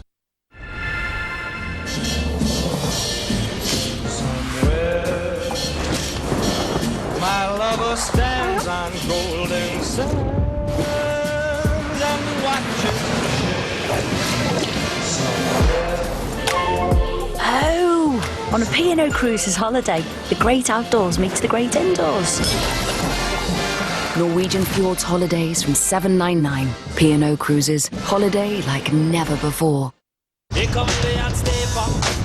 I'm the lyrical gangster. Hit it. Life's pretty good, so why wouldn't you want it to last a bit longer? With Vitality Life Insurance, it could last up to 5 years longer. Vitality, your health's best friend. This summer, we've been making dreams come true. Didn't quite believe it to start off with. Oh, people really do win on those things. Didn't think in a million years I'd win. Best thing I ever done. Now it's time to make your autumn awesome, as we're giving you the chance to take home over £1 million in cash and prizes. To find out more and for your chance to win, head to itv.com/win today. It just feels amazing. You've got to be in it to win it. ITV Win. Don't just sit there, win there.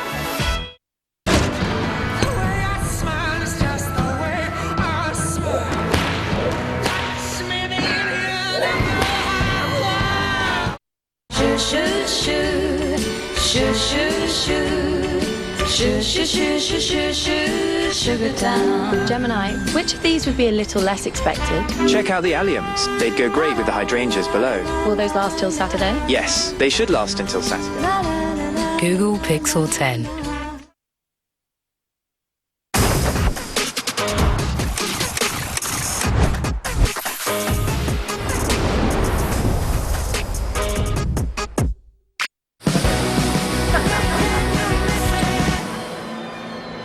Welcome back to Portman Road, where there's a real anticipation in the air for the second half. Ipswich Town halfway to their first win in the East Anglian Derby over Norwich City since 2009. And we've got more sport to look forward to as soon as we're done here. We'll bring you live horse racing from the Prix de l'Arc de Triomphe in Paris. Here's Ollie Bell with the details.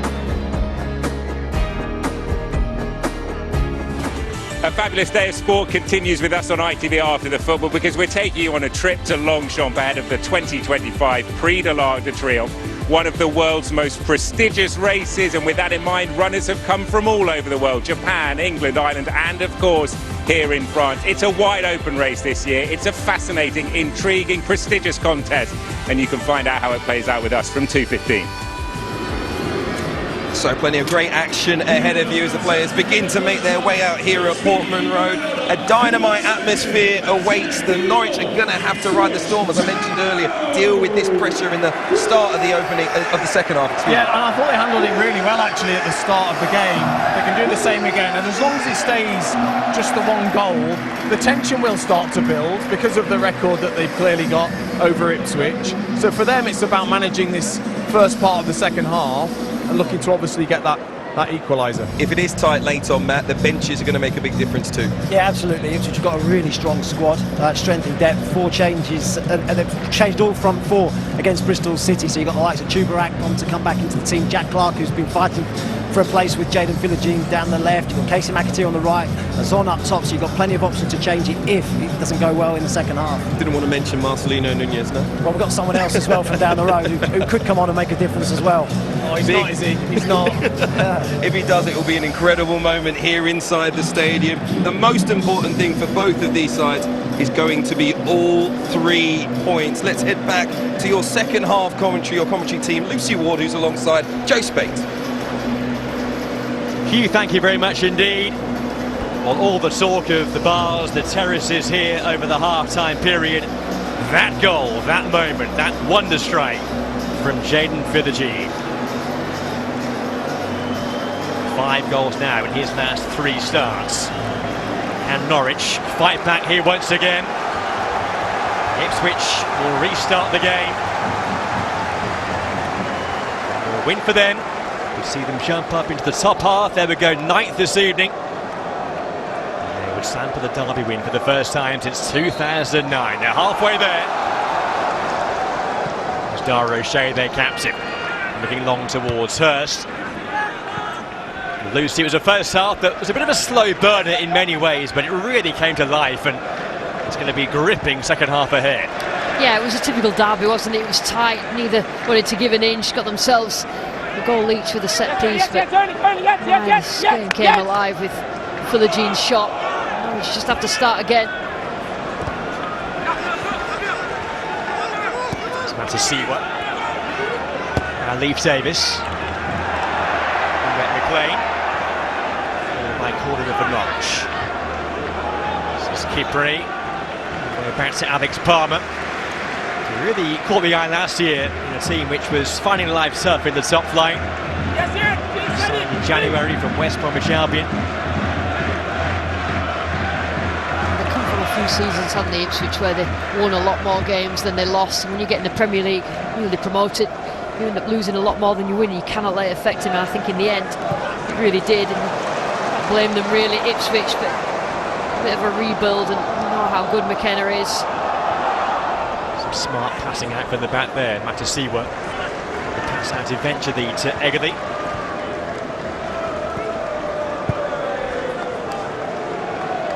O'Shea. And Furlong fizzed in towards Schmorix. It's come for Eggerly. Some birdie figure. Jose Cordoba to try and get past him. He was defending there for Norwich. Right wise here, Kipre for Ipswich. And Palmer, he dealt with that pretty well. Yeah, I mean, the balance for Norwich is to defend well as the away team, but also get bodies up and around Josh Sargent. That's the difficulty. Whether it's Cianats from that right-hand side or it's Topic coming in behind, but they need those runners.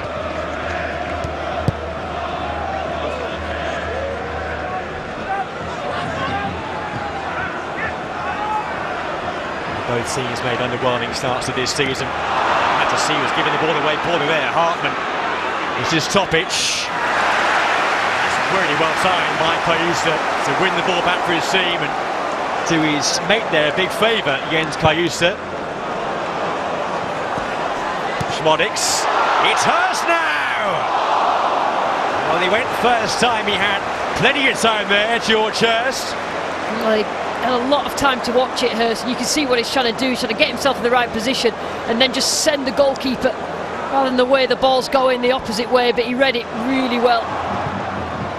And just before that, Norwich had that's a massive chance when you win the ball and you've got more numbers than defenders, but decision making in terms of who the pass was to. I've seen Kayusa several times just standing and giving the ball away. He's a very talented, elegant footballer, but it's a day where that pressure's coming so quickly. You've got to look after it.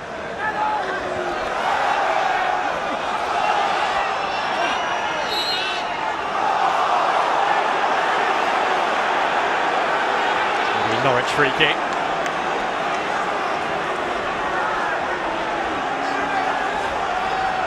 It was interesting from Dean at half-time when he was, if he can keep it just 1-0 behind Norwich at one point.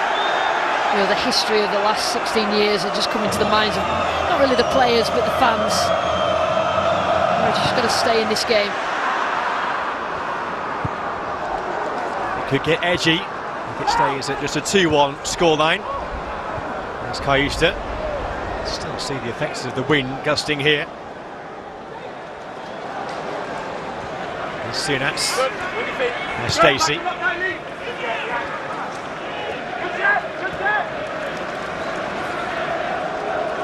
McLean was closed down there by Schmodix, but just poked that pass away to Cordoba. Sunats. He's got past Kayusa. He's looking for Sargent. Kipre won it. Hartman challenged by Eggerly and fouled by Eggerly.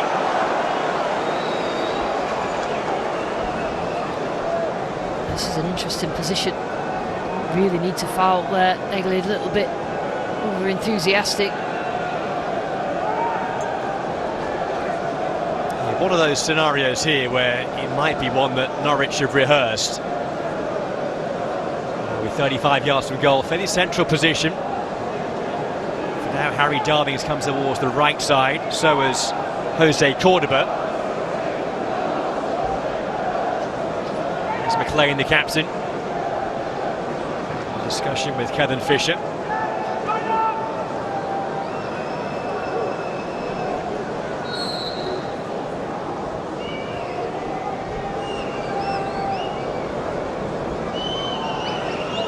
Played wide there by McLean. Now back to Fisher. Finally in by McLean. Down by Darving.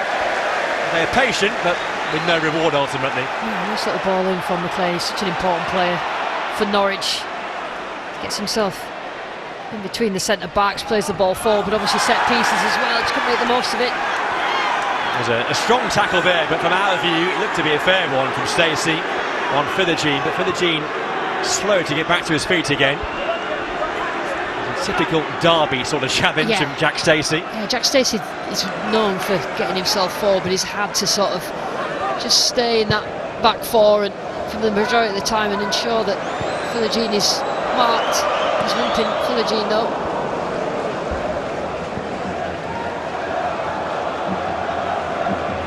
Derby. Down by Sunats. Stacey. Sunats.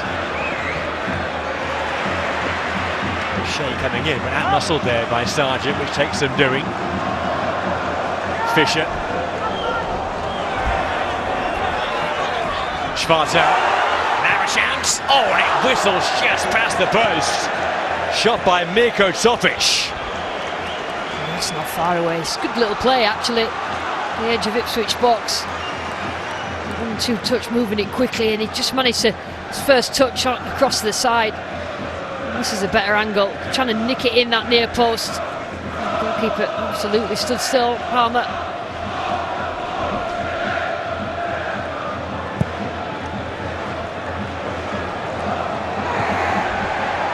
Win there by Darby. Easy spell this for Norwich. Seen plenty of it in the second half up to now.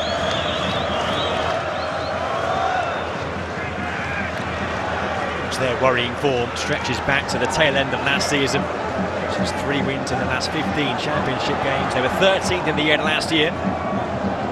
Only 2 campaigns ago, they were in the playoffs.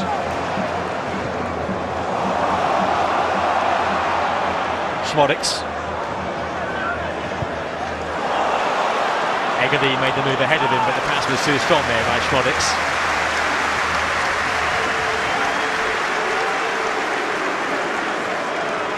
To get him in the game somehow. Absolutely. We can get him in front of goal. We've seen he's one of the best forwards in the championship. Whenever he plays in there, quite happy to keep hold of him in the summer. Scored 5 of Norwich's 11 goals in the championship so far this season. He made a wonderful start. His 5 goals all came in the first month of the season. The sense now defenders are wising up and able to contend with the threats of Josh Sargent. So other players perhaps need to step forward for Norwich City.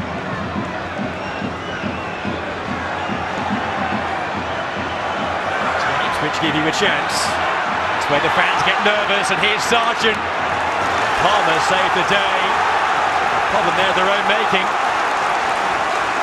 Wants them to play out, and you are taking this, particularly as soon as Norwich lock on man to man, then you've got a problem. Your touch has got to be right. If it isn't, and this is the result of it. Palmer did well in the end. It's a difficult angle for Sargent to create anything.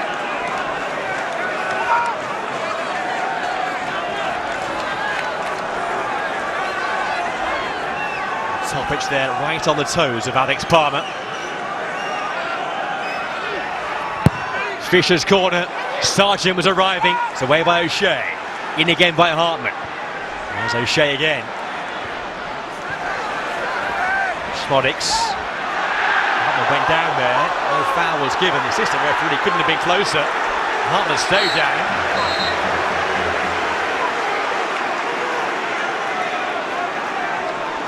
It looked like he got clear at one point. Matson. He got caught in the second. I'm sure it was a foul. It's one half a dozen of the other. And he went down there, and you can sort of see that he didn't really have a touch before he went to the floor.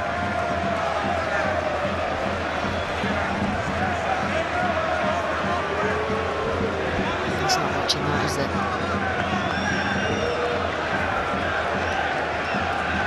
He'll live.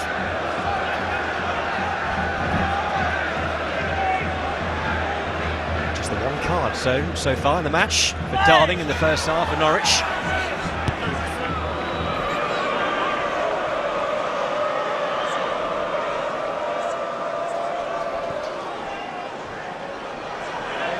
Darling was just straight back there by Fithergene. Just seeing McLean there saying to his teammates, just up the tempo of the passing a touch. Does he sort of play a box midfield? And seeing that's coming in from that right hand side to join Topic, really taking advantage of it. Good wide play though. Egerly, Furlong now. O'Shea. Schmodix has been wrestled there by Cordoba, turned on by Hurst. Schmodix. That shot was deflected, the venom was taken away from it.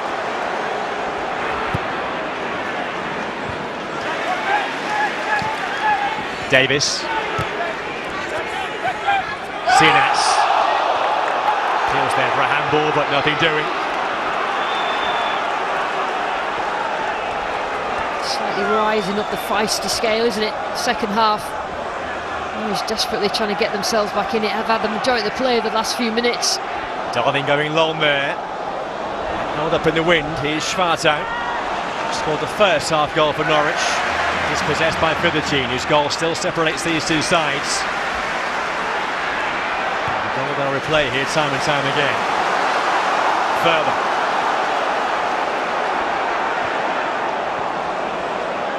Now Egerly. are a team who can mix it, Ipswich. They can go direct, they can pass out from the back.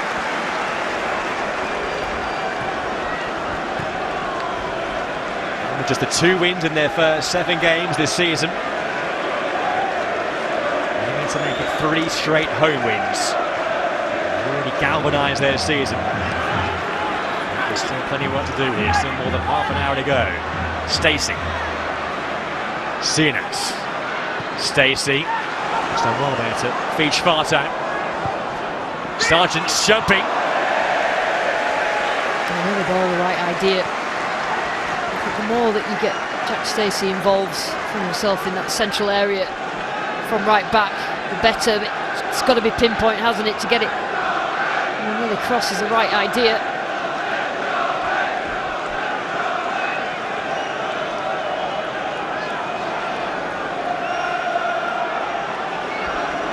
Some more from Ipswich this season, being a little bit more longer, a bit earlier in. Like you said, I do like to build, but you can get a lot of joy from getting Philogene in early on a diag. That's the quality he's got. The problem they've had this season is they've created chances, but they've not really been that clinical. They have today.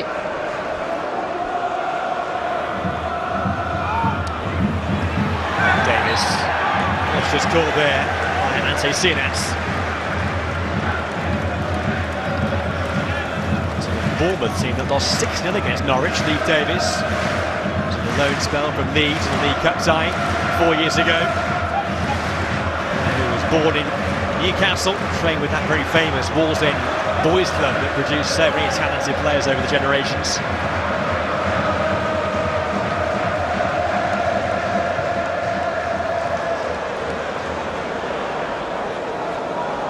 Topic. McLean. Sparta.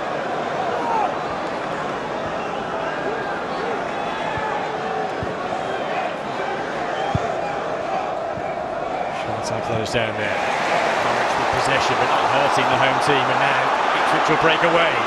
Sindre Eggerly driving with purpose. Couldn't quite do it for the Gene though.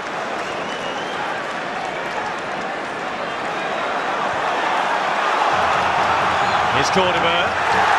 Closed down by a couple, but he finds a way out. Now he strides away. Topic.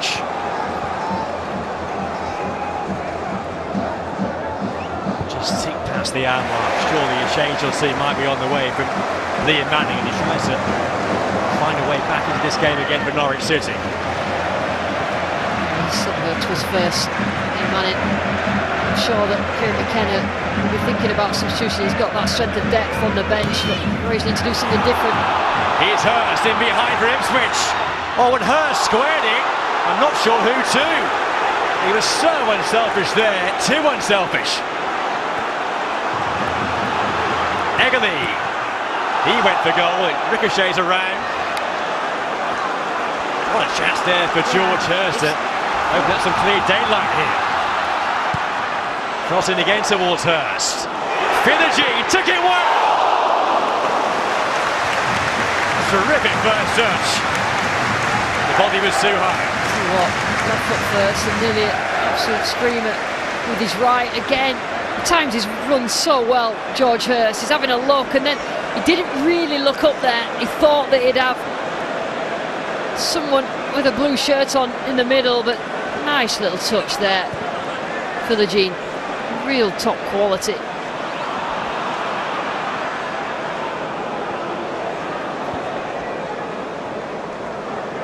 Well, a Norwich change on the way down beneath us. Matej Girasek is ready and waiting, the Czech winger. It's down to Oscar Sparta with the player who'll be taken off. In the meantime, here goes Sinas. It was blocked. Came back to Stacey, in by Hartman. Took the low road, here's Topic. Stacey. Went for a curver. Kipre met it. Kipre stayed down there with what appears to be a head injury. The referee, though, hasn't stopped play, and he has now.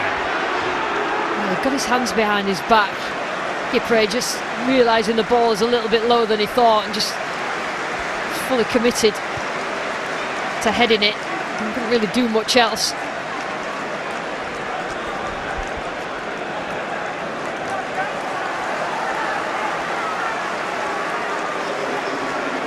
Some attention being administered there to Cedric Kipre as we see the movement now on this Norwich bench, and Mate Jarasek coming on. It is to be Schwartau who goes off, who scored that first half goal and his second goal for Norwich City. We'll see now if Jarasek can be a saviour in what remains of the game for the Canaries.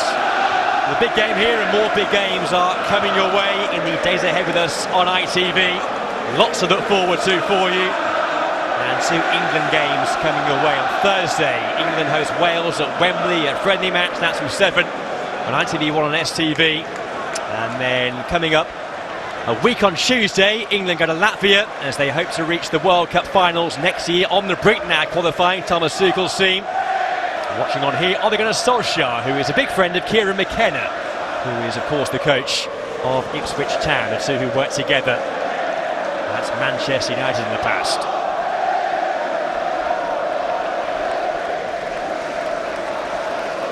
McKenna coming up to 4 years in charge here now.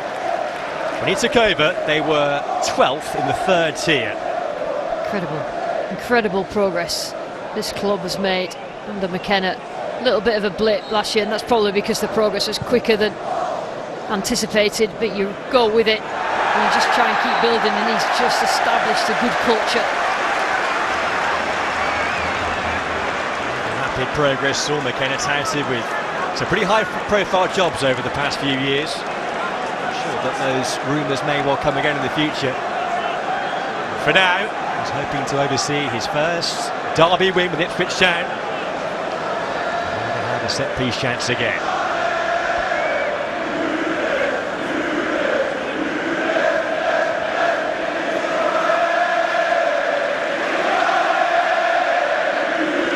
So Kipre left the pitch, but he's back on again now and just manoeuvring his way towards that back post area.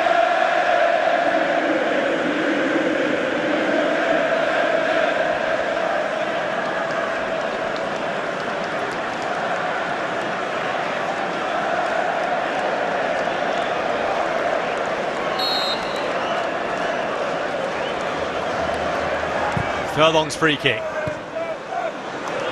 Hartman was there. Nice touch wide by Kipre for Philogene.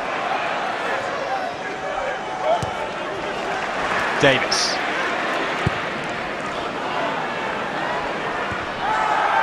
Fisher won their header. Agathe, oh that's nice. That's lovely stuff from young Agathe. Furlong. Was offside. Some debate as to who was offside actually. Was it Schwaddick? Was it Furlong? Either way, the flag went up. Yeah, I mean, Egerle's showing a lot of promise. I think sometimes his decision making, he's quite a young player, but you know, he's got the confidence to do things like that. And his 4th game for the club. You can see the talent he has. There's 1 cap for Norway.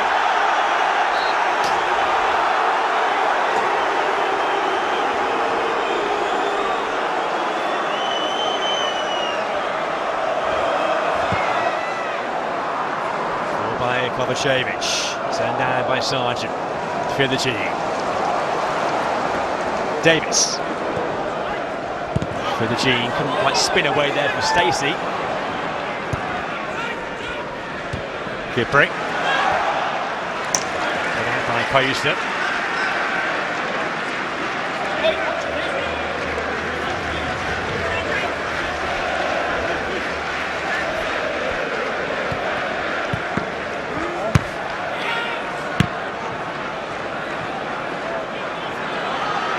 O'Shea. And he will chase that. Fisher has to play it. Kovacevic. It's composed. The best pass forward though. Did the hard stuff well, and then just got a bit away at the goalkeeper.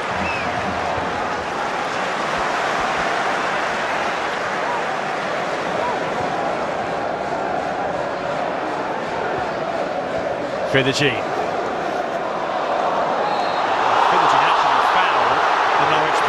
Kenny McLean. He was trying to swivel away.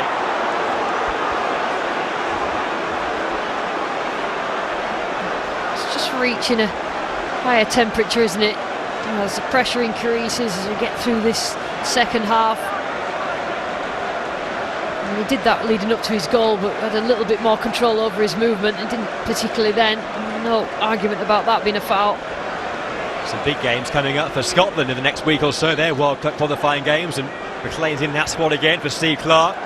Playing matches against Greece and Belarus. 7.5 years now playing for Norwich. Was their player of the year a couple of campaigns ago.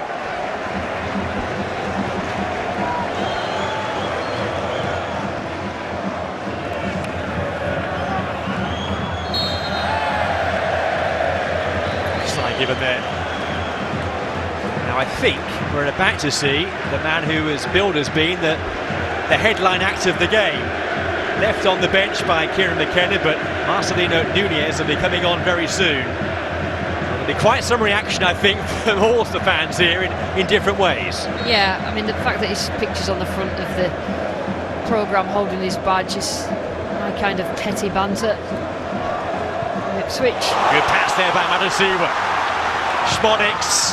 Hurstman's coming in. It's Fithergene. Cayusta. That's deflected. Norwich survive a big scare there. Yeah, we've had a few of them now in recent, as Norwich are trying to push themselves forward, then the break is always on, there's always space to exploit in wide areas. She's not made the most of these chances Ipswich that they've got. There's O'Shea, then Cayusta, Owen Hurst. Well, to be fair to him, difficult one to anticipate that as the ball broke his way. Stacey.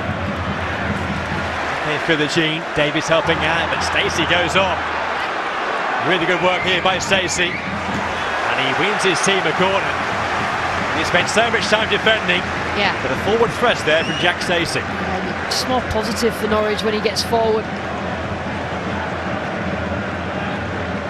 This underlines the strength that Ipswich have in their squad this season.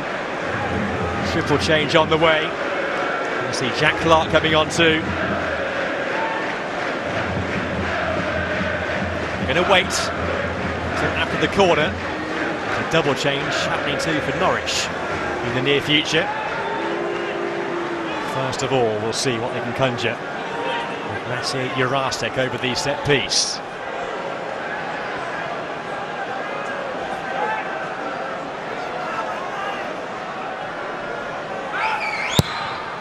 It's a good ball in. Hartman hit it. Goes behind again. Power touch off Matasiwa. That's always why a shot is always worth it. And it comes off somewhere and goes in the back of the net, or you get a corner.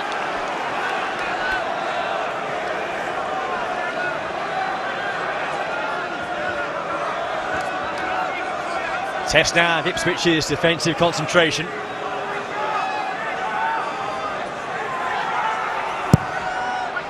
Terrific ball then to come off Hurst, and it came off the frame of the goal, looping up and going behind for a third corner in quick succession. How many times have they done that, Hurst? So needed set piece wise, both boxes. A big number 9 for Ipswich.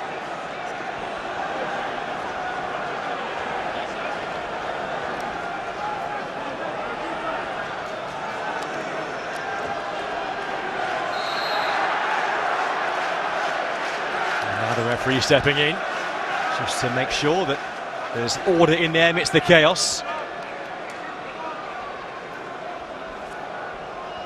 The ball laid down to McLean.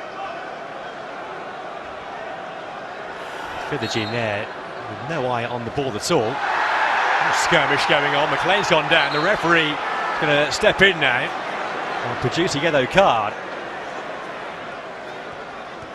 Fithergene gets one, and McLean gets one too. Fithergene put on his best innocent face, but there's been a bit of a battle between those two.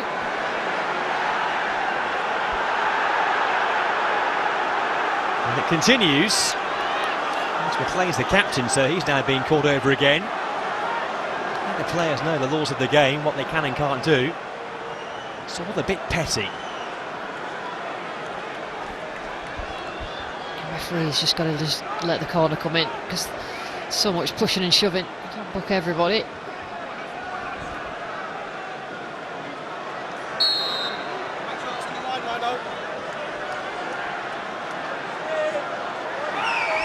Sent him low by Juracek. Little flicks towards the near post. And another corner's been given. It did hit Philogene.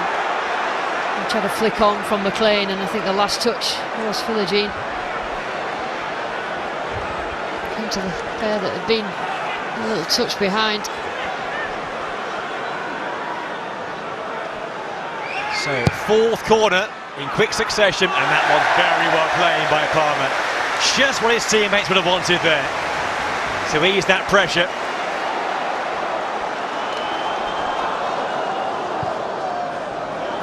Still they lead through that Philogene goal just before half-time.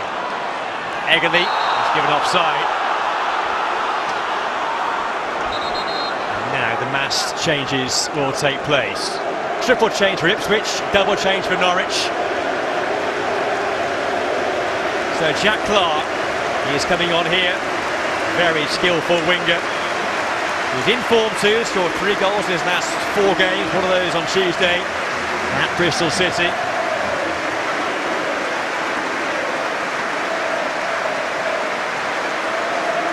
A young forward too, Ivan Athon coming on, expanded on loan from the Italian club Como.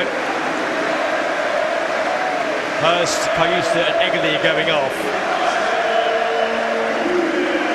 Here comes the man who this whole game has built around in many ways, Marcelino Núñez, who 5.5 weeks ago left Norwich to join Ipswich. Cheers from many here, but not from those in the cobbled stand. And the 2 players coming on for Norwich, Chauvin Makama, a young forward, just 21 years of age, and another young player, the left back, Lucien Mahova, who's just 20.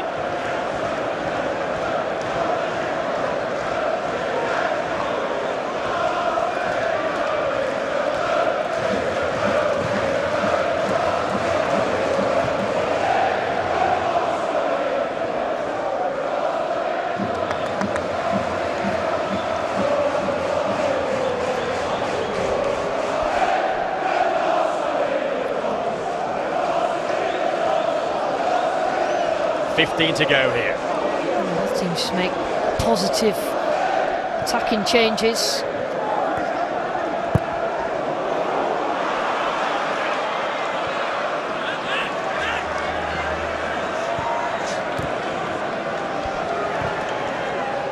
It's fairly even in terms of shots on goal from these 2 sides today. Ipswich just about on top there, but on target they've had far more.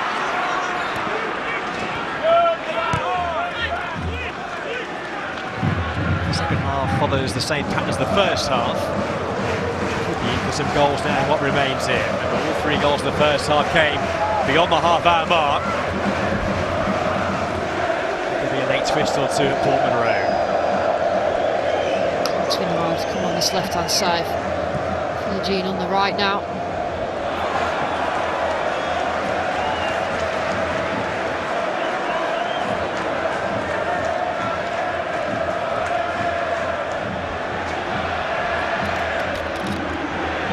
Leif Davis.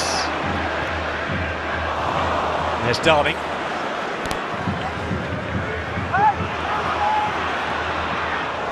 Matasiwa to Núñez. Lovely ball clipped forward by him. Chance now for Athon. Oh, the post! And Clark is there!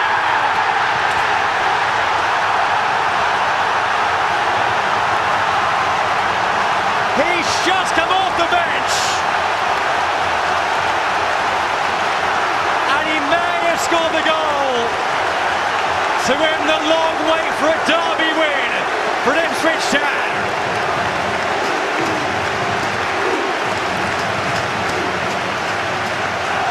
Since he was in charge here, Jim Magilton, they've had to wait and wait and wait for a derby day success. Could it be their time again? Darling took a poor touch, but we knew Núñez would have something to say about this derby. And it's a great little ball, completely out of shape, into the hole that Darling left. It's a nice shot, but Jack Clark, thank you very much. Probably one of the easiest goals that he will score, but he's got to be in the right place. Nice little ball. Darling, what are you doing? They've actually defended well as a back four, Norwich, but as soon as Darling steps out there, it just leaves a gaping hole for Athorn to run into. Comes off the post, easy enough for Clark. That has to be game over, surely. Well, those three players who were brought off the bench there all had a part to play. There's great limbs, great limbs, Ipswich limbs behind there. I think a few people fell, but fantastic atmosphere this afternoon. For Jack Clark now, 4 goals in 5 games. I mean, he'd be disappointed that he didn't start, Jack Clark, but he come on as a sub. Couldn't ask for anything more than that.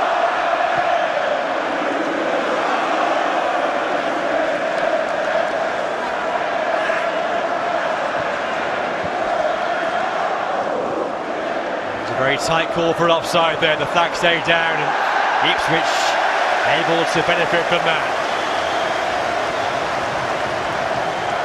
And that's the beauty of a midday kickoff. You have all afternoon and evening to toast the success. There'll be some party, I'm sure, around Portman Road today. Absolutely, I'll drown your sorrows if you're in the neighbouring county.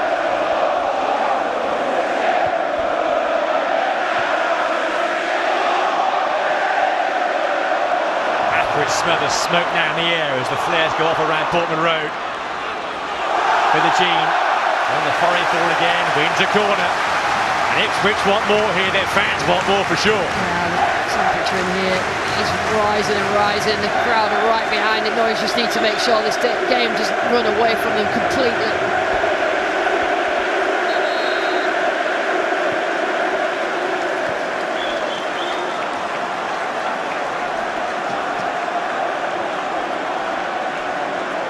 Was thrown there onto the playing surface, and it's going to be dealt with here by the referee. It might be a lighter. That's been seen to. Not going to see much more of that.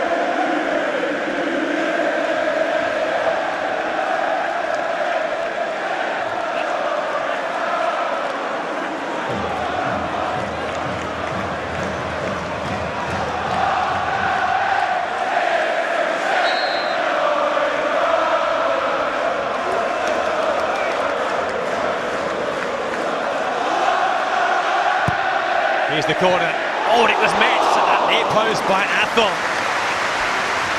Well, he's come on with a point to prove, hasn't he? Absolutely, he's done well as well. I think the appearances that he's had, the minutes that he's had, but it's not far away either. You see where he's trying to do that near post run. It's about the amount of contact he gets on it.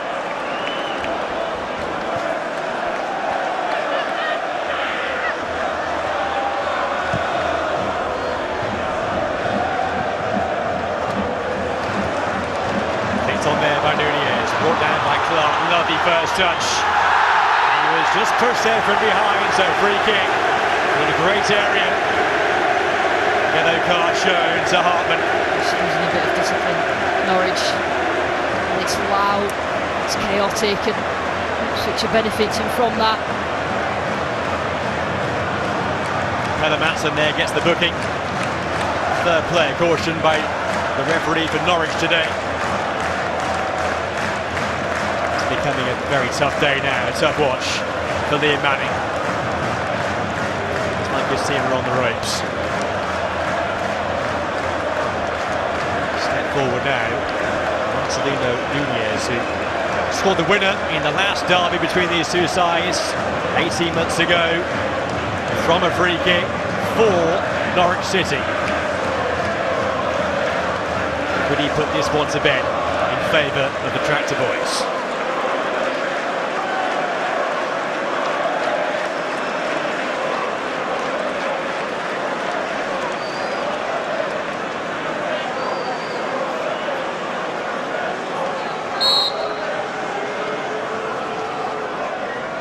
Nunez off the top of the wall. Clark Davis. Furlong will have a hit. He wins his team a corner. It's been one-way traffic, hasn't it, since the third goal. Ipswich just relaxed a little bit. The subs made a difference. One of them scores. Crowd right behind them. The referee is coming to this near touchline again. Discussion here with the fourth official. A member of the stadium staff here at Portman Road. Something else has been thrown on there, a miniature bottle. And this is not good, and I'm sure there will be repercussions for this for Ipswich Town. It's been a terrific game. We played in the right spirit, combative. Just absolutely unnecessary.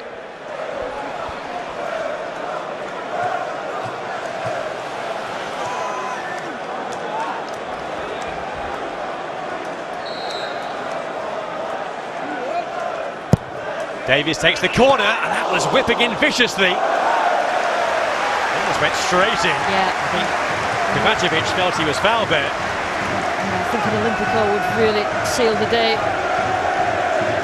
for Ipswich Town. He did well under pressure there. Kovacevic.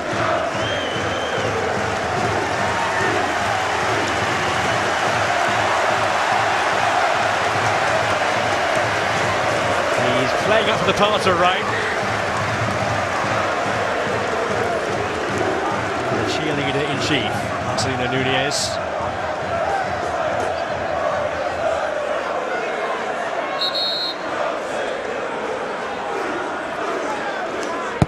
Corner play back to Davis. Sent in this time by Nunez. Came off Cordoba. O'Shea's in there. And again O'Shea. Sargent clears.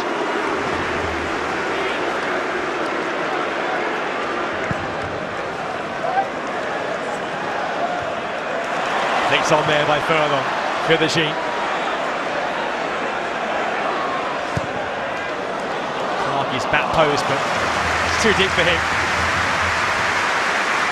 There comes a point in time where you think you're still in the game, as Norwich City thought they were, and the third goal goes in, and just a little bit of belief has gone in that set of players. So off goes Sam Schmodix, replaced by Chuba Akpom.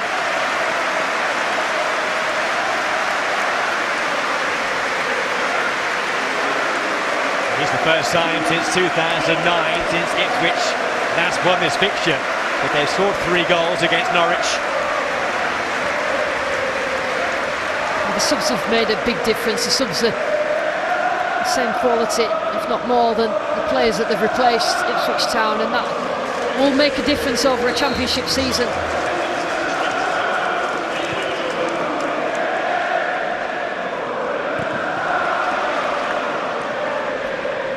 That's why you have to feel with the depth of talent they have, they will be serious promotion contenders as the campaign goes on. Long way to go. Momentum might just start to build for Ipswich Town. He keeps talking about kickstart one of these two teams' season. And Ipswich Town have done all right without setting the world alight, but could this be just the catalyst for them?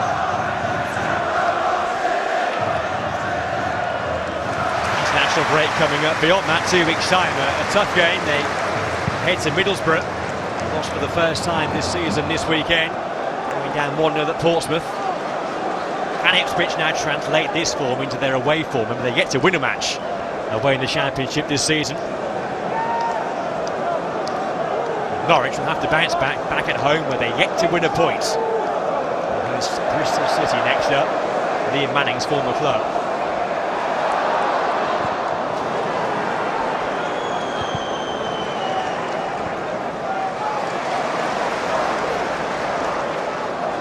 Fiddersheen. Skippering. The sun comes down again to Suffolk.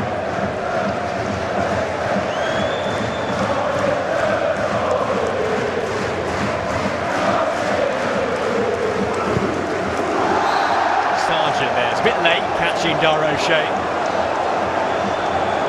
It's a challenge that indicates the level of frustration everybody in Norwich persuasion, I think.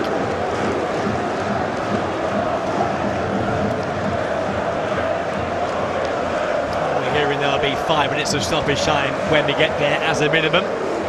So plenty of time left to savour this day for Ipswich Town fans. We've had some real highs over the past few years, but not the high of a derby win. That wait is set to end here.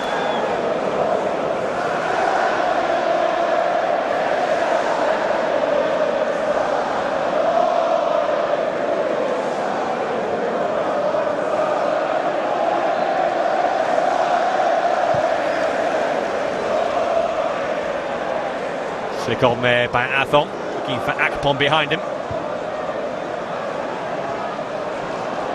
Here's Makama. Nunez. Being Stacey. Clark. Oh, and Stacey there with a bit of a hack. It's not going their way. They've got to keep their cool though in these late stages. A little bit stop-start. Ipswich just managing the rest of this game as much as possible. Puffing and puffing and trying to get something, but I really believe that this game's gone.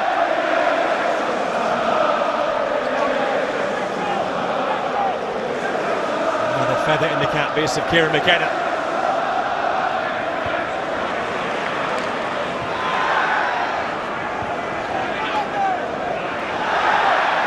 Chance to break out for Norwich here, maybe. Maybe give themselves a hope in the game. Sinats, 4 going forward. Nicholas Fierce wide. He had 3 there in support, waiting for a cutback. Just couldn't get on target. Who knows? Get a goal back at this point. Just a little bit wild, isn't it? From this angle. Oh, so good.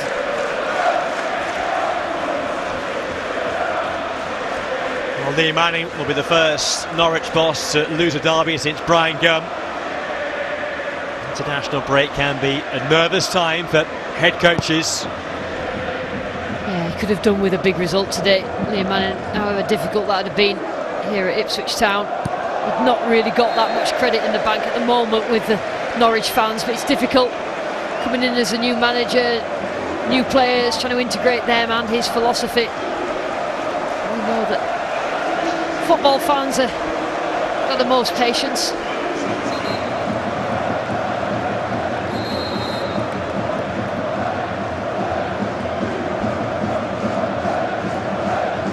Emotions contrasting.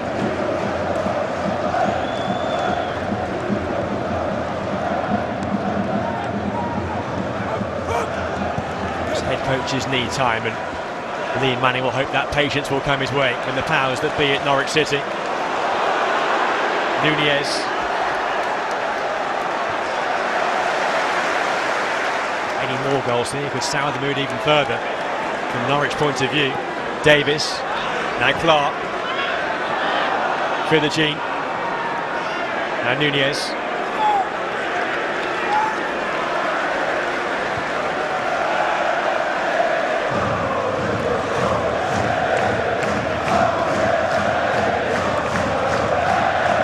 To Seawer, Fithergene, going to stay down, now it's up.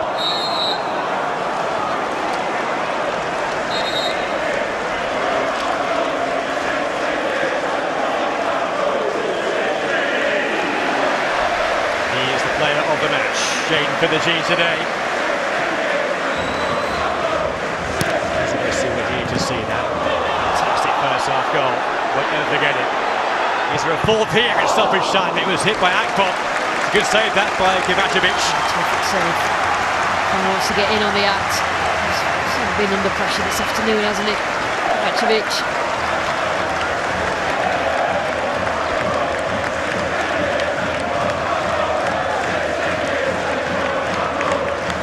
Just from his own little space, but quickly with his legs down.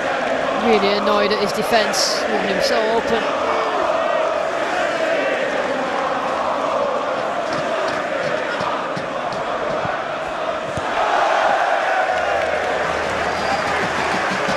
seen Ipswich at first hand today, are you now assured that they are going to be a promotion force this season? They look like they're getting in their stride, don't they? It's about working out the first 11 for different fixtures, who could deal with the temperament of this game, but I think they've just shown the quality. Philogene is some player, and then players coming off the bench making a difference. Looks like he's getting them going, McKenna.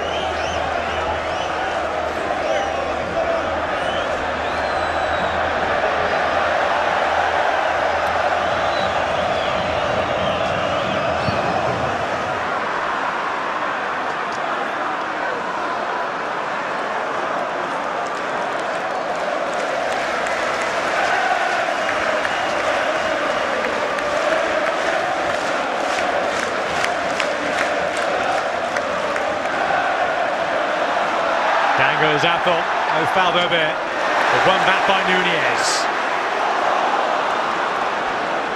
Akpom. Clark.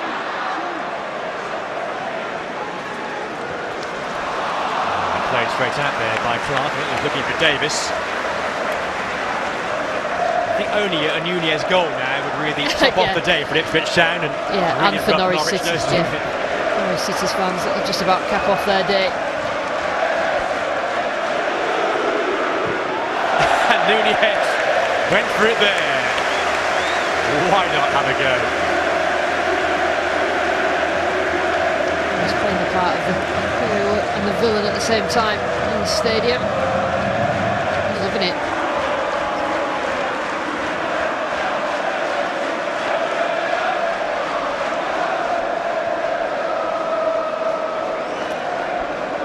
Stacey. The last few seconds now. Nunez clears out. Here's Akpom. Akpom was fouled there by Matson.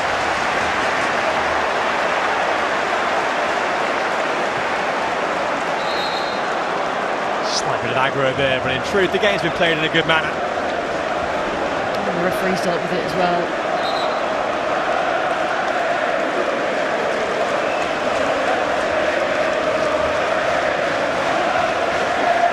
Great occasion, a joy to be here to witness it.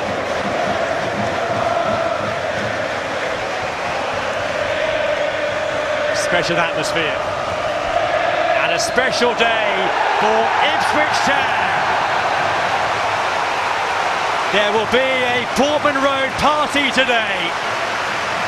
For the first time in 16 years, Ipswich Town have won the derby.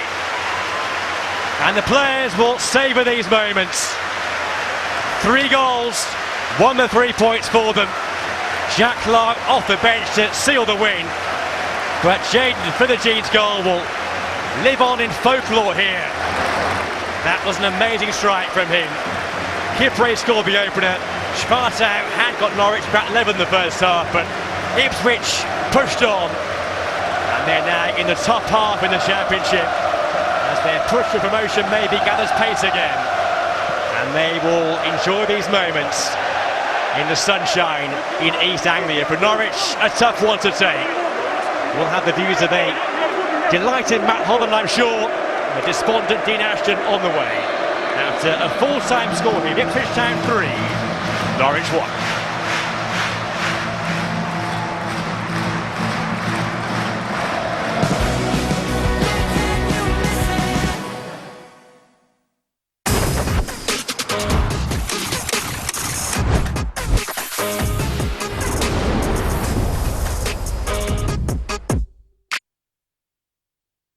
Welcome on board the BA 282.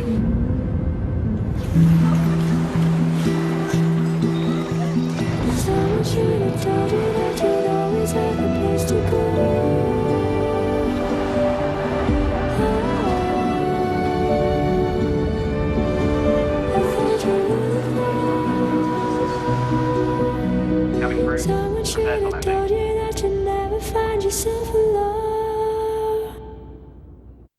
Eddie's keeping the family updates coming wherever he is.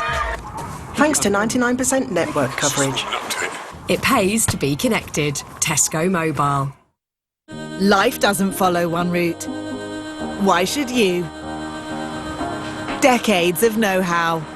Reliability built in. Whatever drives you, Toyota has you covered. So wherever you go, go with confidence.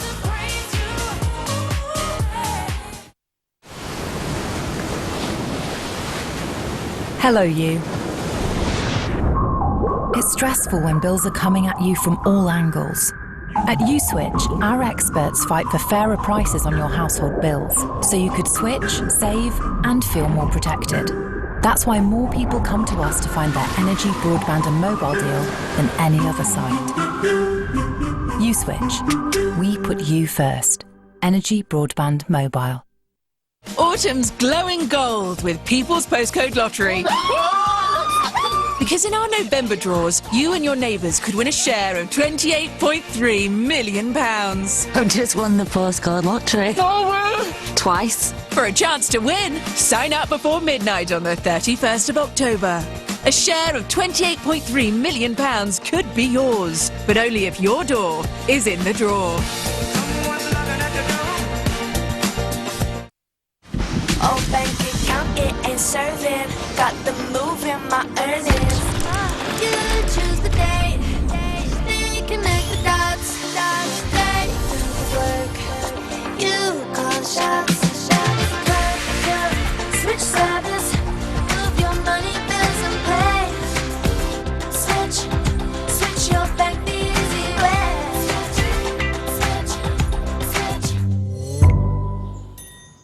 Sadly, we're resigning from the Bank of Santander. We couldn't compete with Santander. Giving cash back on supermarket shops, even giant light bulbs. But we're going out in style! Take it away!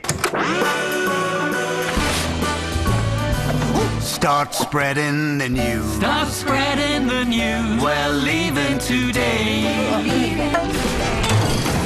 That's too early! Santander's Edge credit card rewards your spending.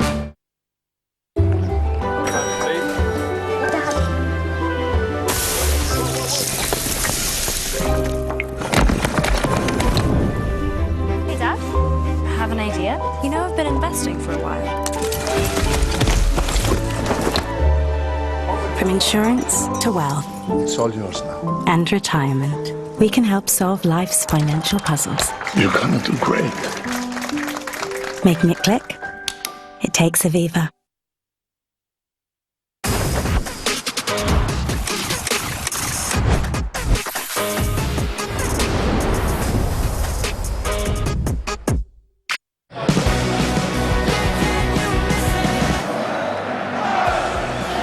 The 16-year wait is over and the Tractor Boys will paint the town blue tonight.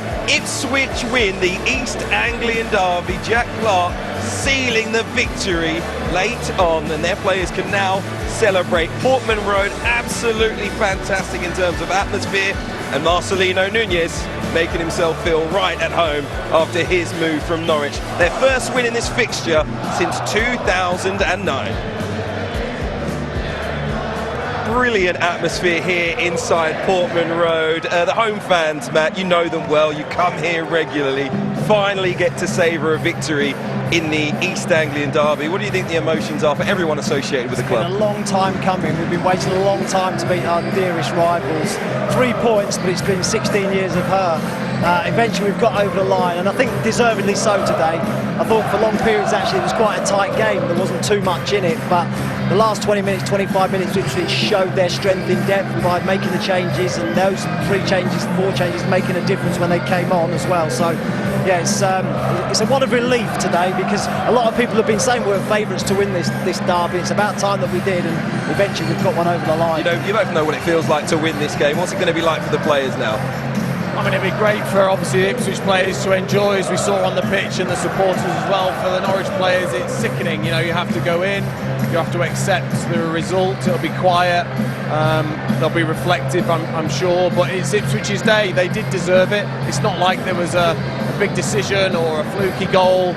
I think they did deserve it in the end. I mean, you know, from their perspective, it was a massive game, huge pressure because of the record. To break that's obviously huge for them. It's a good time to get a victory with the international break coming as well. It's been a long 2 weeks to sit on if you get beat in the local derby.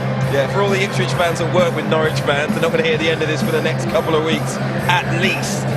It was a fair result in the end, as you both just mentioned, but what do you feel was the real difference between the teams on the day? I just think there's a gulf in class actually when you look at the two squads. I think you know, you got proven championship promotion quality in the Ipswich side and the Ipswich squad and the Ipswich bench, and in the Norwich team you simply haven't. And you look at players that have got lots of potential but are quite raw, need developing, and they're not really that close at the moment. So actually I was impressed with at least the first half, the first 25 minutes.